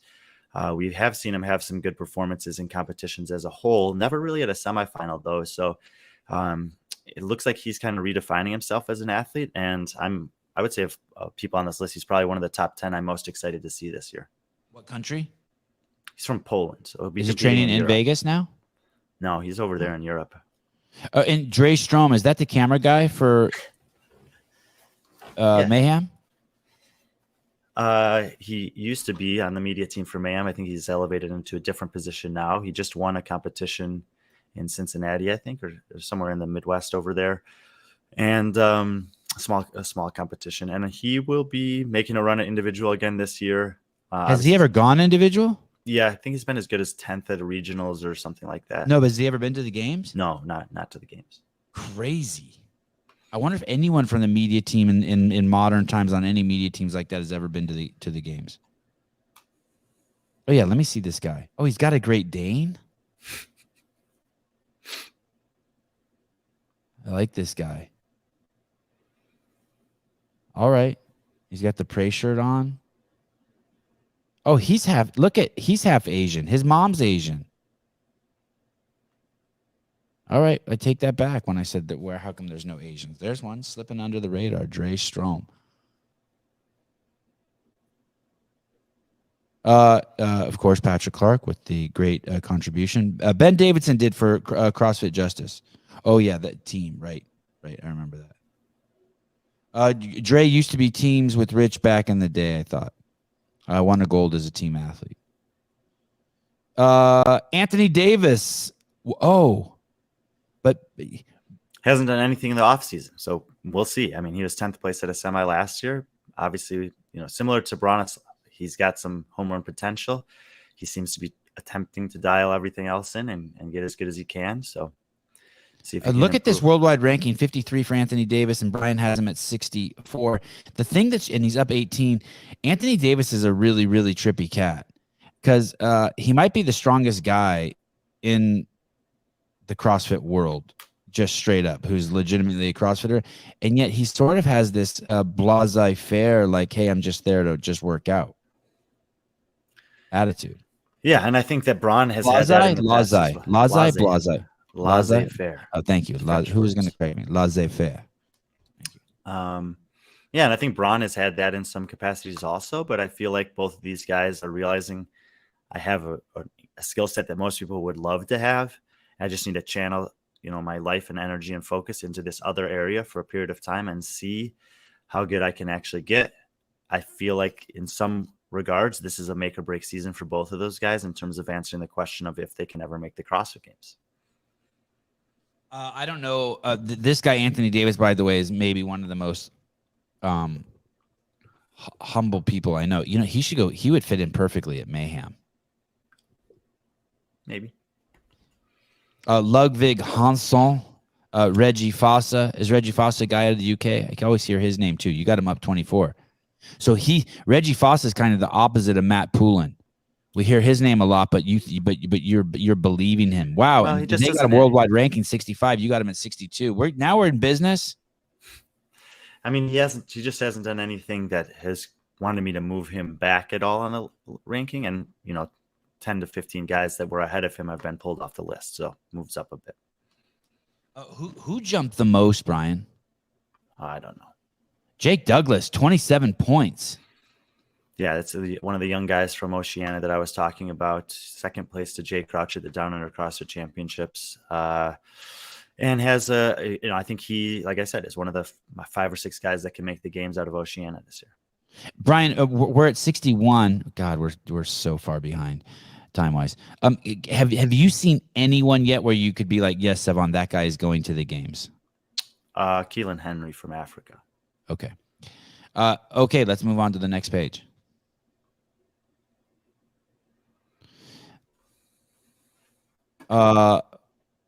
Benoit Boulanger. That's actually kind of funny. Okay. Thank you. Cedric Lapointe, Jack Farlow, Jeremy Vignon. Let's see. Anyone else on here? Let's go back down to these guys. Right there. Yeah. So Cedric Lapointe is kind of cursed, right? He's the guy that, like, you always think he's going to make it, and then something happens. He trips over his shoelace or something. Yeah. I don't think he's going to make it anymore. No. Okay. And Jack Farlow, he's sort of a like an accessory to the great Emma Lawson. He's sort of the Christoph to Gabby Magawa. Yeah, I don't know how good he'll end up being. He's obviously very young, 20, 21 years old, incredibly strong. That was Cedric, yeah. That's pretty funny. Didn't he get arrested for working out? Who didn't? So yeah, Farlow, Vigneault, Lapointe, Boulanger. Benoit Boulanger is being coached by Caroline Lambre. She's like her next project after Jeff Adler, and I think can maybe make a move up this year. Didn't do the off-season competitions that he did last year, so kind of waiting to see how much better he's gotten. I think the Farlow story is going to be an interesting story. You know that there's a lot of potential for weird shit, right? A lot of potential. You get a couple new on the scene. She's an exploding name. He's got some special skills. There's a lot of boys and girls around. This one's going to be fun to watch. Everyone stay tuned for this one. Brian has him ranked 58. I really hope he goes to the games. This is good narrative. This is going to be good fodder for people like me who scrape nickels together trying to run a YouTube show. Jack Farlow and Emma Lawson. That's fun. How come we can't get Emma Lawson on the show? I'm telling you, guys are making a mistake by not coming on. Yep, I know it sounds cocky, but it's the facts. The guy with the hardest name to say for some reason, Leonel Franco. Leon?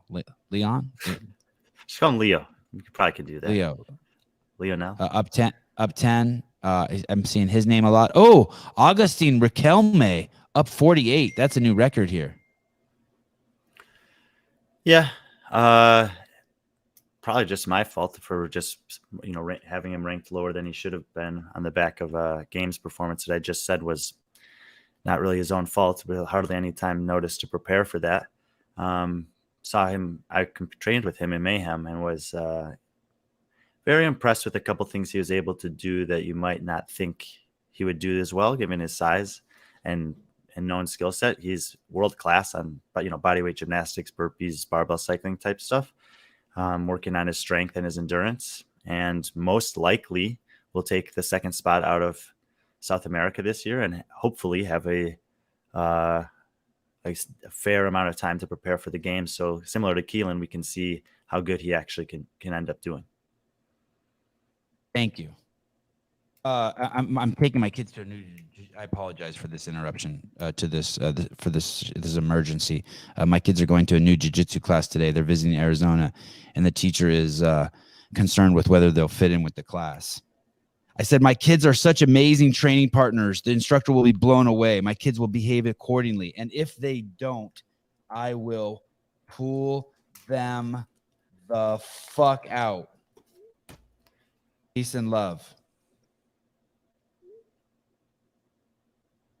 And no one should ever be worried. They can fit in anywhere. They can even, that's it. I don't need to say anything else. God damn it. Okay, Jack Farlow, Jeremy. Okay, so we went through this. Any of these guys? Wait, how about Augustine Riquelme? You think? Can you tell me? Yes, he's going to the game, Sevan. I just said that I think he's the most likely guy to take the second qualifying spot, the second guaranteed qualifying spot out of South America. Okay. I don't know if you're joking or not, Clock Cutter. That surely convinced them.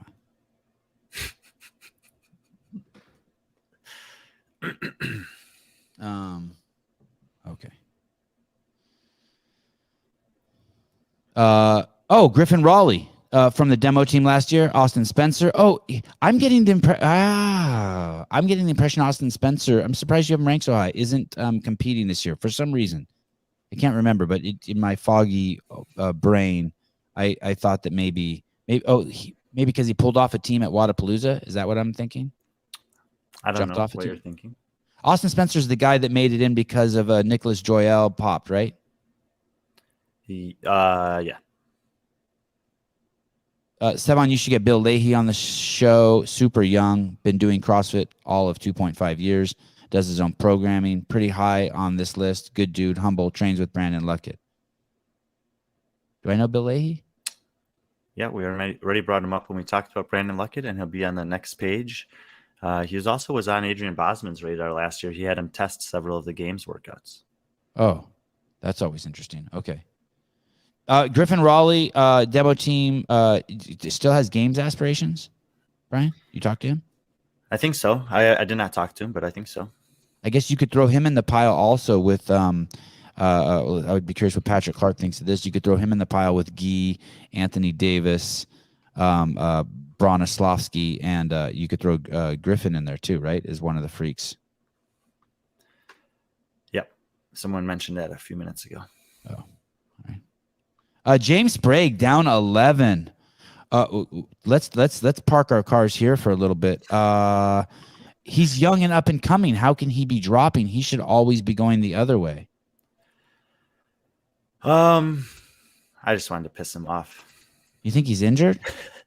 No, I think he'll be herpes flare up. I think he'll be right in the mix. It's it's getting very competitive in this region. I think maybe I overestimated him. A couple of guys I wanted to bump up based on some stuff this offseason. And yeah, he'll be in the mix for a game spot. I think it'll be tough, but he has a chance to take one of the last ones out of the East. Wow. Has he talked to you since he saw that?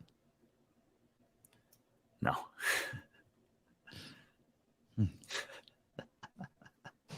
You think there's anything wrong with his training? Is there anything that you see? Alpin's comment is great. No, nothing at all. Similar to a swimming at Wadapalooza, this isn't the right direction for James. Did he shit the bed in the water at Wadapalooza? Yeah, he just turned in a little bit early. Wow. He did. No, that's an old girlfriend. That girl's been around. Yeah, true. Okay. Colton Mertens up 6. Is Colton healthy? He did. He pulled out of Wadapalooza because of that autoimmune situation, but he did do a competition a few weeks after that, a local, much smaller competition, and he seems to be back in training. I wasn't really entirely sure what to do with him, but I still, until we see otherwise, yeah, he still deserves to be right in the mix here for one of the game spots out in North America. Has Jake Berman been on the podcast, Caleb? Do you know? Technically, no. We had Noah on, and he was in the driver's seat of the car they were in. Oh, right. Oh, well, for some reason, I like that guy. That sucks that he's down 7. Can that guy make it to the games? Wasn't he close? Wasn't he like 6th or something? Yeah, extremely close. This is like right here in this region, 40 to 50. I think all of these guys are either, except for Bailey Martin, they're all from North America or Europe, and these are the guys that are going to be right on the bubble, right on the cut line. These are the guys for whom the strength of field matters the most, that you need to, every extra spot is an extra opportunity. And this is the region of the rankings that we're looking at where one guy can be in or one guy can be out based on the system that's now in place. Sorry, I know I asked, is Colton healthy? Do we know if Colton's healthy? It looks like he is. And this is Jake Berman. He has done nothing this offseason to help us understand where he's at. A few people. I think that last picture showed where he's at. 2 pictures back. One more back. That one shows where he's at in the offseason. Seems very happy. Yeah. Yeah, very happy. So we don't, all we have is the last semifinal. I have heard that he will be, focusing on trying to improve on that last year and get to the games this season. He has business endeavors. He has a social life. We talk about this all the time with CrossFit, where the people who are the best of the best strip all that stuff away and make their life singular and focused on one thing. That doesn't work for everyone. I don't think that Jake's necessarily capable of doing that. He likes the other things in his life too much, but he's also freakishly talented and obviously was incredibly close last year. So I think even with 6 months of preparation and dedication instead of a full 12, that might be a good recipe for him to be right in the mix again for a game spot. Brian, do you want to answer this? I'll give you 15 seconds for this. Why does it seem, from Johnny, why does it seem the women come from the teen division and make more of an impact than the men's teens when they switch to individual? Two things, just women develop younger than men, and secondly, depth of field. I think there's more depth in the men's field, and it's harder to do it. I think that plays a really insignificant role. You think the first one is the primary? I do, yeah, but I'm totally willing for you to tell me shut the fuck up, though. No, that's why I listed them in that order. Okay. Okay. Back at it, Mr. Beaver. I think we're about to break into the top 50, top 40. We were in the 40s. Okay. Oh man, this show's never gonna end. Michael Stevenson, Bailey Martin, James Sprague. We talked about him. Fabio Benito had the great showing in Dubai. Alex Catulus, Matt DeLugos up 1. You think DeLugos? Well, I guess it's a little premature. It's gonna be tight. Here's the thing: the North America West men's field is very top heavy. I think that they're probably going to end up with 8 to 10 qualifying spots, and I think there are basically 8 guaranteed spots. That those 8 guys are not going to be moved. So they need a couple extra spots for guys like DeLugos to have a really good chance. I don't know why this comment kind of aroused me. I love when Brian tells me to shut the fuck up. That's what you wanted it to do. That needs to be a whole nother show. Okay, let's go. Sorry, DeLugos. I would love to spend more time on you, but you will be a name we will talk about as the year goes on. Enrico Zanoni may be one of the nicest bodies. Should be an underwear model in this men's division. Doesn't have a chance in hell of going to the games. Girgos Karev, yes. Will Morad probably should have retired by now. Uldis Upanikis. I don't feel like the boys have had a lot of faith in you. Bill Leahy, Baden Brown, Tyler Christoffel at 34 out of Mayhem. Moritz Fiebig, 33. Alexander Caron, 32. Adrian Mundweiler, 31. Hold on, we're going to let Brian talk about some of these. Now the worldwide ranking and Brian's numbers are really starting to line up a lot more. Yeah, we're getting into the realm now of these are the guys that are consistently good and we know them. And the interesting part about this list is, Mundweiler, Fiebig, Christoffel, Leahy did not make the games last year. So 4 of these 10 did not make the games last year. The other ones did. And so we're right on these are, like I said, right on the borderline. These are some of the best guys in the world, but they won't all make the games because of the way that the spots are distributed, which is okay. So, but this is the group of guys, 31 through 50, especially is the range where the number of qualifying spots is critical to their chances this year, not just to make the games, but then also to accumulate points that can help their ranking that can then lead to more spots in future seasons. How old is Will Morad? Could he go Masters? I don't think yet. I think he's like 32 or 3. God, I feel like he has been around forever. He started competing pretty young, but yeah, he made the games in 2014 out of the Central East when it was extremely difficult to do so. And he did pretty well at the games that year too. I think he was 13th. And do you know who the oldest person is on your top 100, Brian? Probably Sam Dancer. Oh, shit. Do you know who the second oldest is? No. All right. When is the show about Brian? Soon. Keep reminding me. Tyler Christoffel, have we seen the best of him? I don't think so. I saw him train down in Miami. Man, he was very impressive. I think this guy is definitely good enough to be at the games and make an impact on the leaderboard there. But it's just a matter of getting there. This sport guarantees nothing. And just because you have all the skills doesn't mean that you can put it all together when it matters. And in this season format that we have, you got one weekend to do that. He was a few reps away from doing it last year. I think is in a good place mentally, good place in his life, great relationship with Bailey Rail, great training partner. He's training with Rich a lot still. So I think he's got as good a chance as he did last year, if not better, to make it, but he still has to prove that he can do it. Craig Paisley, he's strong enough with gymnastics skills to boot. All right. Look, it might come down to programming. In some cases, it does. He's shown consistently that his overhead strength is sometimes lacking, and that can be a limiter for him relative. The margins are really small, but if he gets a favorable programming draw that doesn't have too much overhead stuff this year, then I think his chances go up. If you were in a Frisbee golf tournament with these 100 guys, would you finish on top? Probably, yeah. I probably played more than all of them smoke all combined. these chumps. You'd beat all these dudes. I don't know. Probably though. Yeah, but these guys are such good athletes. If you gave them like a month of practice, then Frisbee requires something that these guys don't have. I bet you half these guys are bad in bed. You heard it here first. I know that both Chase Ingram and Tommy Marquez don't play very much disc golf, and when I play with them, I'm pretty impressed with how good they can get so quickly.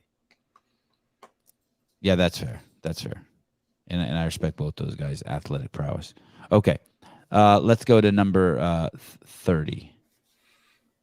Oh, here we go. Is Scott in this? Oh, there is a Scott Panchik here. Holy shit. So why does Scott get to be on this list? Because he's still one of the best in the world. And he's competing according to your... He's probably the second oldest guy on the list. There you go. Oh, okay. And I don't know if he's competing or not. But wow. Brian always finishes on top. My God, I think I might have blushed a little bit. Holy shit, what is going on with me today? This is better than the halftime show. But what do you know about Scott that makes you think he's competing? He told me last year that he was going to compete and that 3 Panchik brothers were making the games in 2023. God, I love Scott. So we'll see. Standing ovation for Scott too, but add him to the list, Caleb, for standing ovation people.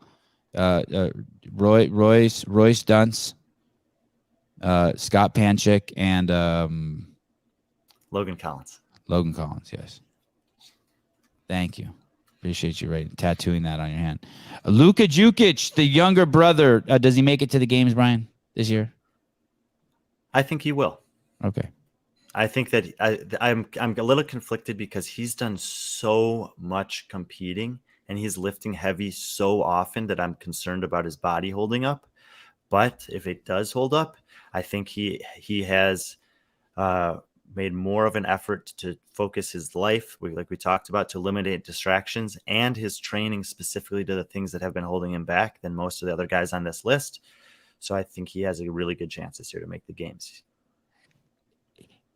Hey, I would love to see it, by the way. I think he is I would love to see him. I would love to see him be just a podium threat at all times. I really like the Jukic brothers. I mean, you know what's trippy about Heidi? This is so off subject. You know how fucking cool she is, but the world probably just doesn't accept her. You know how much funny shit she's probably thinking nonstop. Like if you just imagine like walking down the street with her and the funny shit that she's thinking, and then you get a coffee with her, and then you go eat at a restaurant with her, and then you work out with her, and she's probably just the funniest shit. But it's probably just never safe in this fucked up world for her just to spout off her comedy. But she's probably thinking of the funniest shit. She's probably one of the funniest humans alive, but we're never gonna know. Sucks. Set Heidi free. Guillaume Briand, the swimmer out of France, Cole Grieshaber. I'm crazy impressed by him.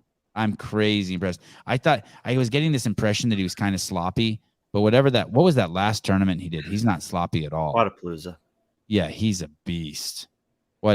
Only getting better, right? Look at him. You got him going up 20. Tudor Magda, got a lot of questions. Want to see him do well, but I'm tripping. I feel like that we can't get any consistency out of the kid. Scott Panchik, Alex Vigneault, Jay Crouch. Thank you for raising him 7, Brian.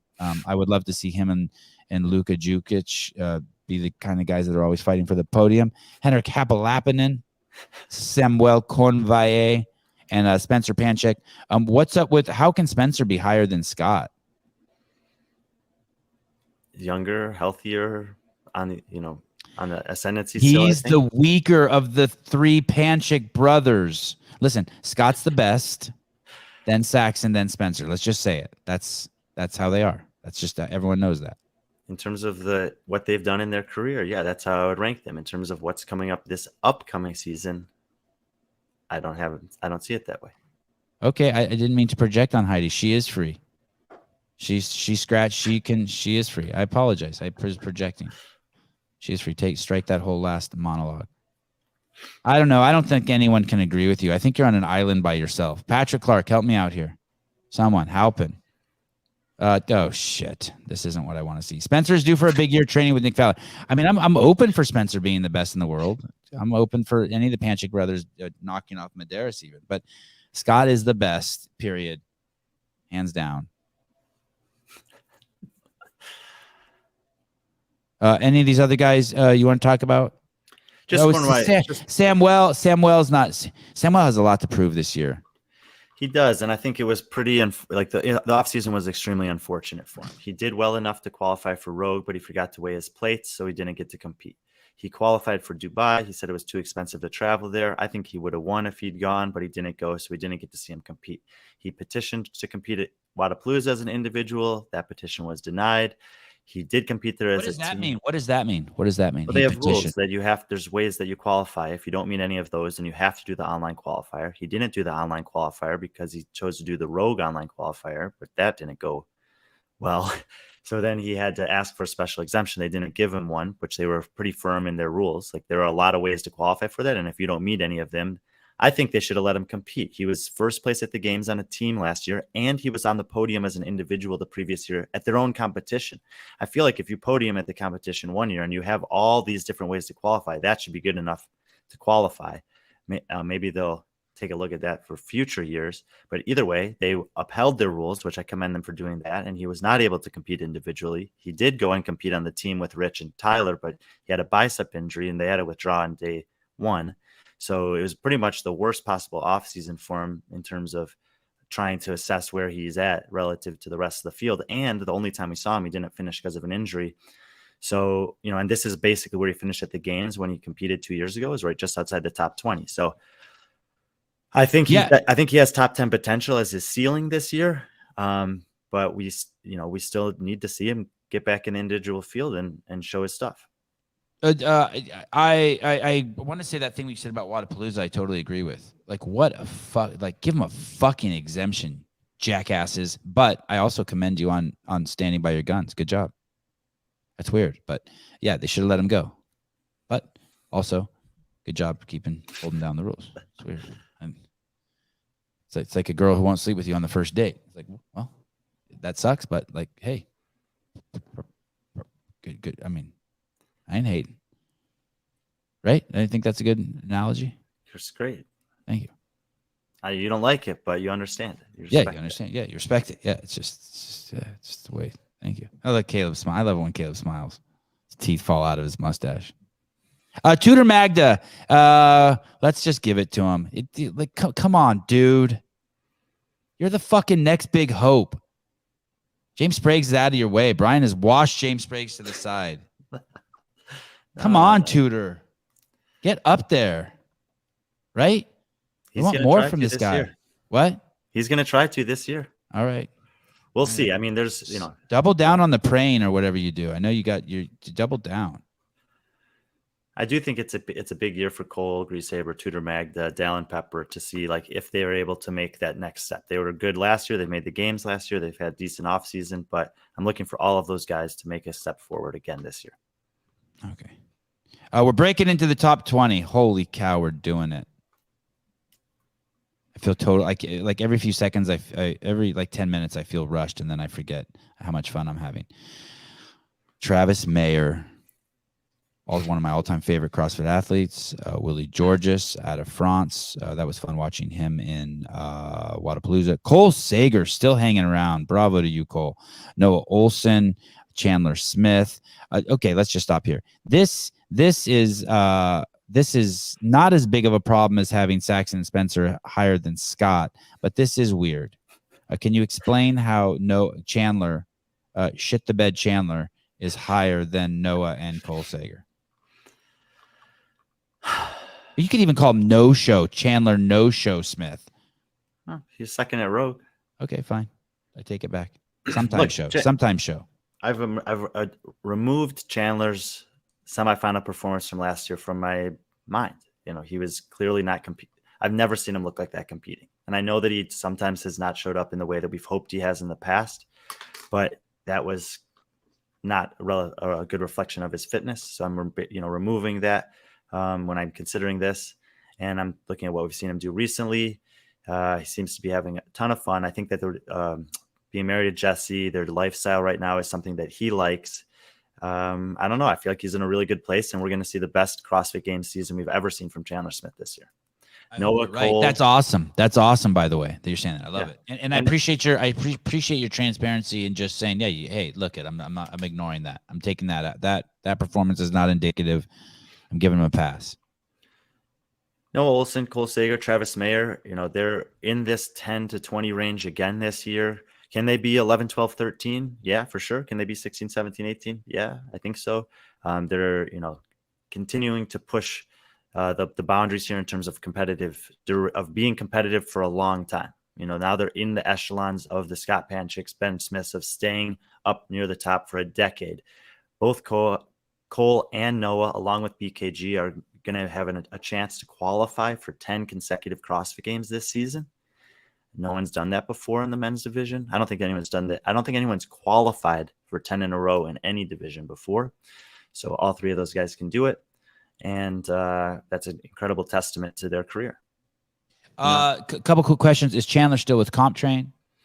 I'm not really sure about that. He seems to be in Invictus training over there, but I don't know who's doing his programming. I don't know that he's made any public announcements about that. So I'm not 100% sure. There's a time in your life when you check the mailbox and you see your parents start getting like that AAARP or AARP magazine. It's like a magazine for old people. And you're like, oh shit, my parents are senior citizens. Or like the first time you see your mom like get like the 65 and did your kids find that the other day in the mailbox? You're 65 and you see your mom at Disneyland get the 65 and older discount. Are we seeing? Let's be really frank about Noah, Cole, and Travis. Physically, for sure, Noah and Travis look fucking amazing specimens. Sure, Cole too. I just haven't been watching Cole close enough over the years. But is something waning in these guys mentally, physically? Is their recovery not as good? Are they exhausted? Have they become complacent? Is there some old age setting in? Like if we check these guys' mailbox, are they getting the oh, look at AARP sends me mailers? Yeah, it has a Denny's coupon. Yeah. Are we like if we walk by a Denny's, are we going to see Cole and Travis and Noah like splitting, going Dutch on a fucking Denny's ticket? They reach that age? No, I think they're still competitive as one of the 20 best guys in the world. I'm not saying that. I'm just saying time catches up with everyone. Yeah, I think that at this, as you get into that 30 to 35 age range, which they all are, that you need to adjust the way that you train and prepare if you want to continue to be, at the top of the sport.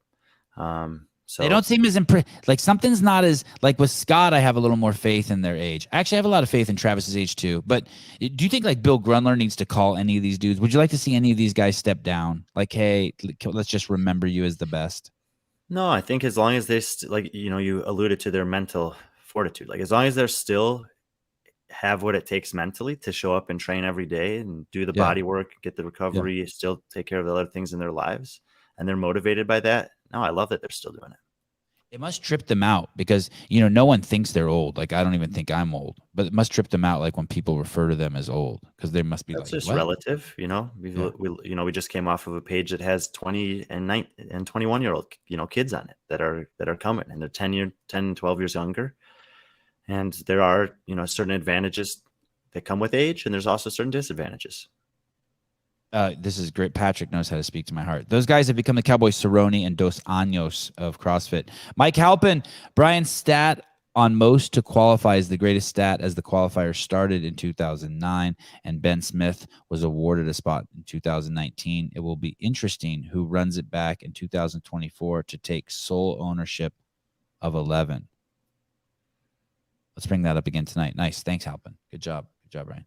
Okay. Guy Malheiros, way too high. Are you smoking crack? What do you mean way too high? 11? 11? I mean, come on. I mean, really? Really? Did he make podium at Wadapalooza? He's been 7th and 10th at the games the last 2 years.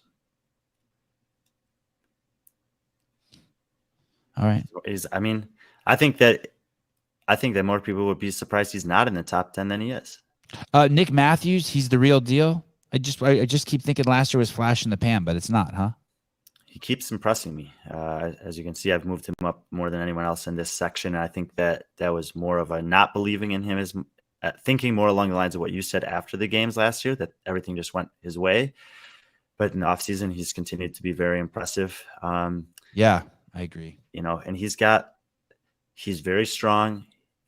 This might sound silly to say because, all these guys, but his core strength is so impressive to me. And the way that it's never compromised in gymnastics, monostructural or weightlifting movements. And I think that principle of core to extremity, of having mastery of the core and being able to maintain that at the extremes of weightlifting and gymnastics, running, etc., is something that not everyone, even the best in the world, don't all do. But Nick does that exceptionally well. I think that relative to a lot of these other athletes, there's, in this region of the rankings, that there are things that can show up that is tough for them. I think that there's very little of that for Nick. Like, he's pretty well equipped and adept to just about anything that's going to be thrown their way. Geez Louise, Sevan, you're always hating on Guy. Jonathan Ortega, best profile picture in the game. Guy's performance at the games trumps Wadapalooza performance. I will say this. Okay, fine. You guys want me to say some amazing shit about Guy? Guy's turnaround on day 2 at Wadapalooza, insane. I mean, really shit the bed on day 1. I mean, there was more medical staff around him than there were fucking around someone who got the booster. The other thing about Guy, we'll see this year. It seems like he's taken some time off of training in the fall, which is fine. I think for him that's totally fine. Obviously, he's still very strong. And when I was in Cookeville, I talked to him, and he said, "I'm motivated to improve on the things that I haven't been great at, and the things that I don't like the most." It was Isn't the Matt Fraser interview with Zach Thielander where he said, I used to train something until it got to the point where when I showed up at the gym and saw it on the whiteboard, I was happy that it was there because I knew I was ready for it. And I think he's doing that with some of the longer stuff this season. And if that's the case, and he can turn those 25th to 35th place finishes on long running events, etc., into like 15ths, that he will be in the top 10 once again. All right. How was that interview with Fraser and Zach Thielander? I tried to invite that guy into the podcast. That's the guy that I wanted to talk to him about his charlatan thing. I don't think he knows what that word means. How was that interview with Matt? Pretty good. I thought they did a pretty good job. I wrote about it and thought, where did you publish that? On Barbend. Oh, a couple of weeks ago. Just a little synopsis of what I mean, it's an hour and 13-minute interview. I think it's a good listen. I think it gives a good insight into how Matt's life impacted his career as a CrossFitter. And I think there, in some ways, is a little more depth of some of the practices that he did to become as good as he was, that, athletes who want to try to pursue a similar path can consider, because it's a big commitment. Not everyone can do it. Would you recommend I watch it? If you're going to have Zach Thielander and or Matt Fraser on the show, I think so. Okay. No. Okay. Well, I might have Zach Thielander on. I don't expect Zach Fraser. Thielander and I started training at the same gym here 10 years ago. Oh, send him a text. Tell him he should come on my show. I'd love to have him. I could. Thank you. Number 10. God, we're doing it. Here we go, people. I'm gonna tell.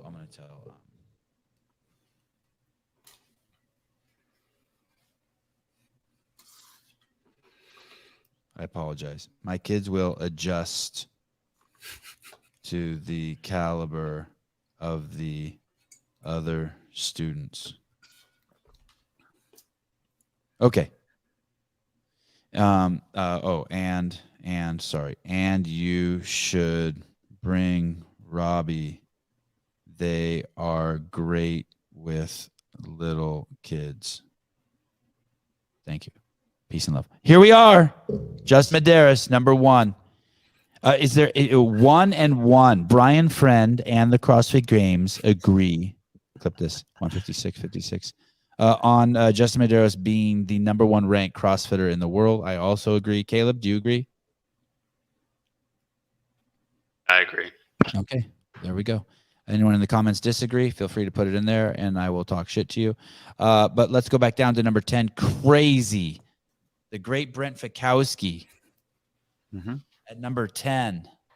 Fucking blasphemy. Hey, I like Lazar Jukic, but you're crazy.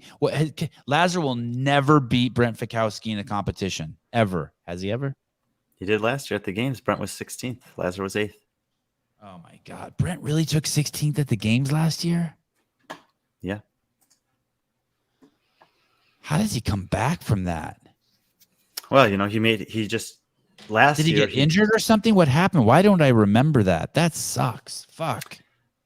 No, he just, I think that Brent became a master of studying the season, and he knew as well as anyone what it took to check all the boxes to get to the games and then excel at the games when Dave was programming them. I think last year there were a few elements that Adrian introduced that he wasn't as necessarily prepared for, and the field got better. And even for a guy like Brent Fikowski, sometimes there can be just this compounding effect at the games where things aren't going your way, and it's hard to rally around that and just like wipe the slate clean and show up the next day and do it again. And I just felt like almost everything that could have gone wrong went wrong for him at the games last year. He still had a decent finish. It was his worst finish at the games in a real games that he's competed at. But I think he can do a little better than that next year. But I don't know if he can do much better than 10th. The field has just gotten very, very good. And similar to those other guys, Noah and Cole and Travis, he's in his 30s. And it's going to be harder and harder every year. last year he took the whole season off and focused on trying to have one more run at the championship. It didn't go well. This year he's competed several times in the off season. He seems to be having fun, and I think that might be a better recipe for him this time around. Lazar Jukic, number 9. Samuel Quant, number 8. There's no fucking way Jason Hopper beats Samuel Quant. There is no way. So I know you guys love Brian. I know it's a great list. I know it's hard to make. But when you see things like this, you have to wonder. The floor is yours, Mr. Friend. How the fuck? There's no way Hopper beats Samuel Quant. Is that our bet for the season? Sure. There's just no way. Quant is the most underrated, legitimately best CrossFitters in the world ever. We don't even talk about him on this show. It's like we're not allowed to.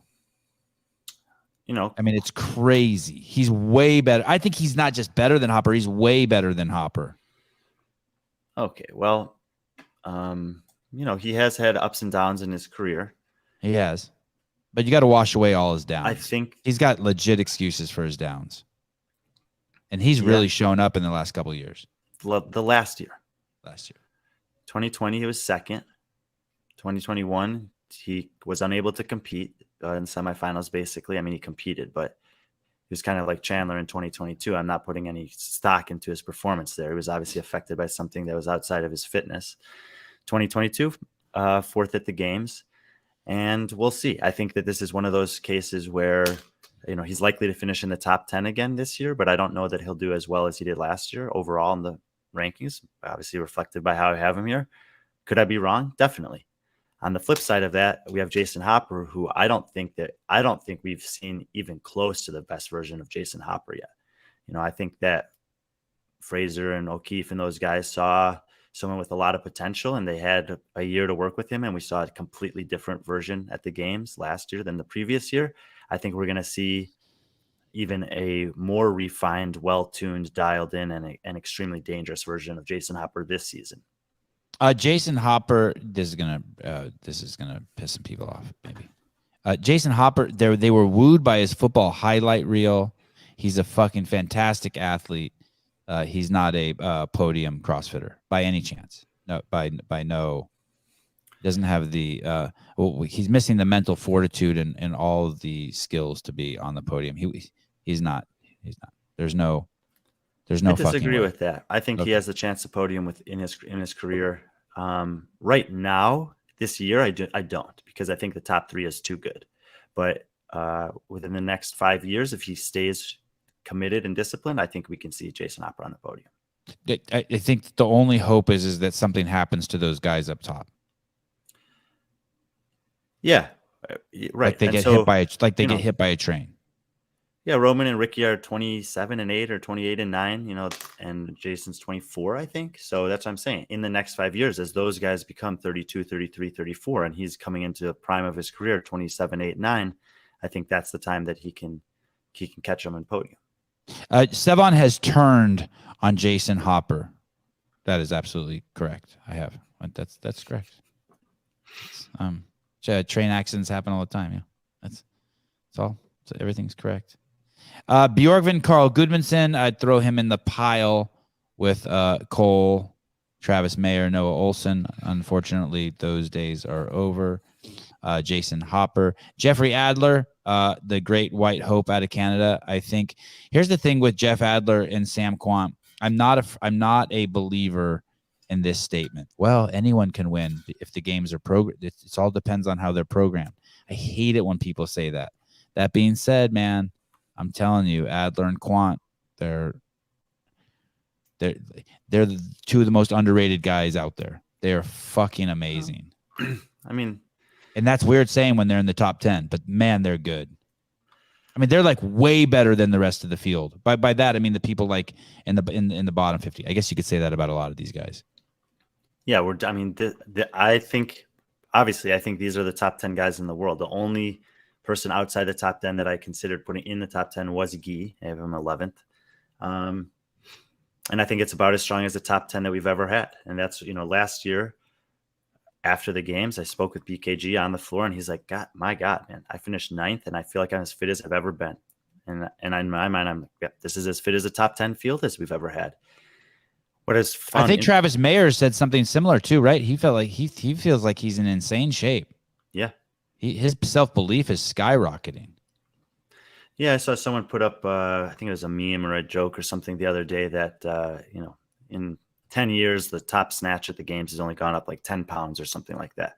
But the overall fitness of these guys is that, like, it's still elevating. And by the overall fitness, I mean the amount of guys that are pushing into that realm of incredibly fit across the board is growing.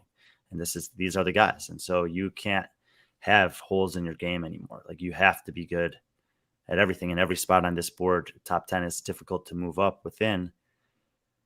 One of the things I thought was kind of interesting yesterday is that, there are quite a few people who messaged me. I don't know if they were in the comments or the DMs about Adler versus Vellner, and the fact that Adler has beaten Vellner at 3 straight competitions last year. No shit. Which competitions? Semifinals, games, and Rogue. Wow. But, the semifinals was extremely fine margins. Vellner made several mistakes in that competition. Adler did not. He got the win. Rogue was extremely fine margins, as we've talked about. Vellner was two reps away from winning. Adler was potentially one extra opportunity or fair opportunity away from winning that competition. So it's really, really fine between those two guys right now. And yes, Adler has gotten him each of the last 3 years. I don't know, one spot away from each other here. But on the flip side of that, Lazar Jukic also beat BKG at both parts of the game season last year, and no one seemed to take exception of me moving BK ahead of Lazar. Oh, okay. Fair. I also want to point out, and I'm sure you're going to correct me here, but there's only the 2 youngest guys on here, I think, are Justin Medeiros and Jason Hopper. Mm-hmm.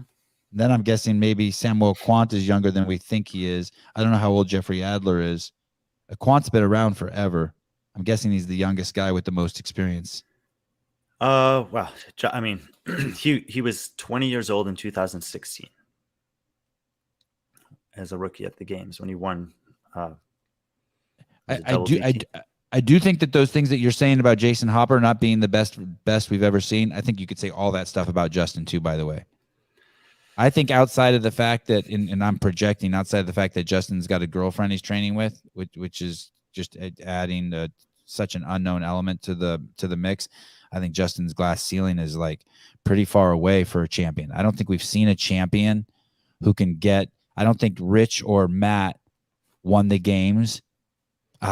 Maybe Rich, but I don't. Justin has a lot of fucking room to get better, which is fucking mind-boggling. It's got to be terrifying for the guys below. And when I think of Roman and Ricky, the way I don't know why, but I just feel like that the way they burn the candle, that they don't have much life left in them. So you think Hopper has a chance to podium in a couple of years? No. Hopper's empty. Hopper's mental status is so fucked up that anyone can. It's a scrambled eggs up there in his brain. He's not free. He's not free. Ricky's been through hell and back. Mm-hmm. Justin gives 2 fucks. He's singularly focused. I mean, these guys are free guys. Yeah, I think you're grossly misrepresenting Jason Hopper, but that's okay. Okay, fair enough. As far as the top 3 guys go, look at how didn't Medeiros have? Yeah, that's the honeymoon phase. Honeymoon phase. Didn't Medeiros have a girlfriend last year too? Honeymoon phase. Relationships are challenging.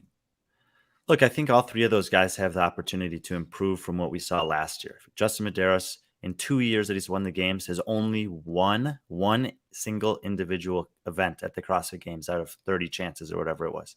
So if you're trying, his consistency is remarkable. And I wrote about it in the fall that this guy is winning by being consistently better and by pacing individual events better than his closest competitors, where he doesn't give stuff away as the events go on. Roman had 2, I think, glaring weaknesses at the games last year that prevented him from winning, which was ring muscle ups, which have cost him 3 competitions this season, and pacing, where there were a couple workouts where he just went out too hot. I actually thought that he managed the games as a whole. We talk about this all the time, where there's the events the actual workouts, and then there's the in between and the longevity of the week. I thought Roman did very well at that for his first time at the live CrossFit Games. He didn't look like he was fading as the weekend went on. I did see a comment a few minutes ago in here that said Ricky can't last 4 days. I don't know if that guy's joking or not, but it wasn't. I don't think it was the totality of the days of competition for Ricky. It was just that this programming, the order of programming was very skewed, where there was a lot of skill and finesse stuff early and a lot of heavy stuff late. And so in general, I think Ricky's not going to do as well against the best in the world on the heavy stuff as he is on the skill and the long stuff. So it looked like he faded at the end of the weekend, but I'm not convinced it was that he couldn't last 4 days. I just think his worst events happen to end up closer to the end of the weekend. I was not joking. Interesting. Okay. This is a great list, though. These are all great guys. It is pretty amazing how quickly Hopper has jumped the ranks. I don't think, just to be clear, you have him misplaced at all. I think this Justin on top, Roman, Ricky. I see it. Patrick Vellner. Do you think that Patrick Vellner, is this his last year? I mean, we keep asking that. I thought that last year, 2022, was the last chance for Vellner and Fikowski to possibly win the CrossFit Games. I do think that Vellner has an outside chance to podium this year. I still think he's almost a sure thing for the top 10 and probably the top 6. So I would say that the most likely range of finishes for him is 3rd to 7th. And if he finishes in that range again and he wants to run it back one more year, I think he could. This thing that Jeremy is saying, a couple events trip Ricky up. If he fixes those things, look out. The thing is, what I agree with you, but the thing is you could say that about Justin and Roman too. No, not Justin. Hardly anything trips him up. No, but what I mean is Justin could have made some tweaks that would have even given him more points. Right? Yeah, I guess, but he just makes less. He makes less mistakes than anyone else, and so that's the thing that separates him. Where we can say Justin's room to improve is that instead of taking 6 finishes of 2nd through 4th, he could convert 3 of those into a 1st. That's hard. I mean, that's hard to do. But he's young. He's very young. He's very young. Yeah, but the field is very good. It's hard to get those event wins. The fact that he's consistently finishing 3rd through 6th on events is why he's winning the games. Roman and Ricky, it's a lot easier to point at specific things from last year's CrossFit Games and say there's room for improvement right there. When you look at the margins separating them from winning, and you look at those errors or miscalculations, you can. That's why at the start of the show, when you asked if it was easier to pick the disc golf champion or the CrossFit Games champion, I chose the disc golf champion because I think there are 3 guys that can legitimately win the CrossFit Games this year, and I'm not sure which one of those guys is the best. I'm just going to stick with Medeiros until someone actually beats him. Jeremy World, for sure, if Justin gets better at anything, it won't matter how good Ricky or Roman get. Justin will continue to win. Bastian, a very weird take from Sevan, giving Krennikov would have won the games if they had been on Z scored. Great point. Great point. I'll take it. Tonight on the show, tonight's show is going to be fun. It's going to be interesting. It's going to be weird to see me try to keep up with Halpin and Brian. That part's going to be fun. But we are going to try to understand and make sense of this worldwide rankings and this, don't tell me, strength of field. Caleb, can you screenshot this right now with that plant growing out of his head? I love that. Yeah. This strength of field, we're going to try to make sense of it. I mean, we're like, I think all 3 of us are disgruntled. The show is going to be very biased. We're all 3 of us are disgruntled, and maybe we're just old and don't like change, but we're trying to figure out what the fuck's going on here. And I think Brian and Mike have given it a ton of thought, and we're going to get to the bottom of that. Anything else you want to add to that, Brian? No, I mean, we're going to have opinions for sure. We're going to try to show those that those opinions are backed up by facts, that we've actually looked at numbers, we've looked at research, we've looked backwards and forwards, we've looked at what's actually happening versus what could potentially happen. And we think that there are ways to have a system that better accomplishes some of the goals that CrossFit has. And but at the same time, like, I'm very aware of the the people that say like, hey, this is what it is and we should try to make the most of it. So we're going to talk about it. We're not going to try to belittle it. We're just going to try to say that I think there are some questions or stones that were unturned, and that there's, an opportunity to hopefully make some corrections in that regard going forward, so that we get the best possible picture of what the landscape actually looks like this year, instead of some of the representations that we have or are lacking, really, based on decisions that were made by athletes not knowing what this system was going to be. I will not be that friendly. Facts hurt my feelings. I only want hot takes. You get a little bit of both. Okay. Great show. For anyone who wants to take a look at that list more closely, or even if you don't want to take a look at that list, head over to Brian Friend CrossFit. Making that list is, I don't want to say tedious because that has negative connotation, but it takes a lot of work. And thank you. And tomorrow at the same time, we have a lot of shows coming up tomorrow at the same time. So tonight we have a show to look at the worldwide rankings and the strength of field numbers. Thank you. Well done. And tomorrow morning we will be doing the women's top 100. Is there someone standing off camera that's holding a sign that says strength of field? Yeah, strength of field. And then tomorrow night we're going to start our series trolling the leaderboard. J.R. Howell will also be here. So you have three shows coming up. I don't know exactly what time, Shayna. I'm hoping 8 p.m. Central. Okay, so 6 p.m. Pacific Standard Time. That will be tonight. And in this, we'll be getting into a lot of things. A lot of this, we'll also be talking about these posts that got a lot of attention that Mike Halpin and Brian made regarding exemptions. We will get into that. I think we'll spend actually a lot of time on that. We'll open up the phone line. You can chime in, and we'll talk about what's going on here. Who gets an exemption and why, and is it fair? And should there even be exemptions? Should we just make it lower the barrier to entry to get the best people to compete at the games, etc.? Caleb, thank you. Brian, thank you. Justin Medeiros, thanks for holding down the fort and making the number one spot easy to talk about. Anything else, anyone? Well, I have a little bit more to talk about the number one spot tomorrow. Okay. Oh, yeah, with the women. Mm-hmm. Oh, very interesting. We have a new woman. We have a new woman at number one.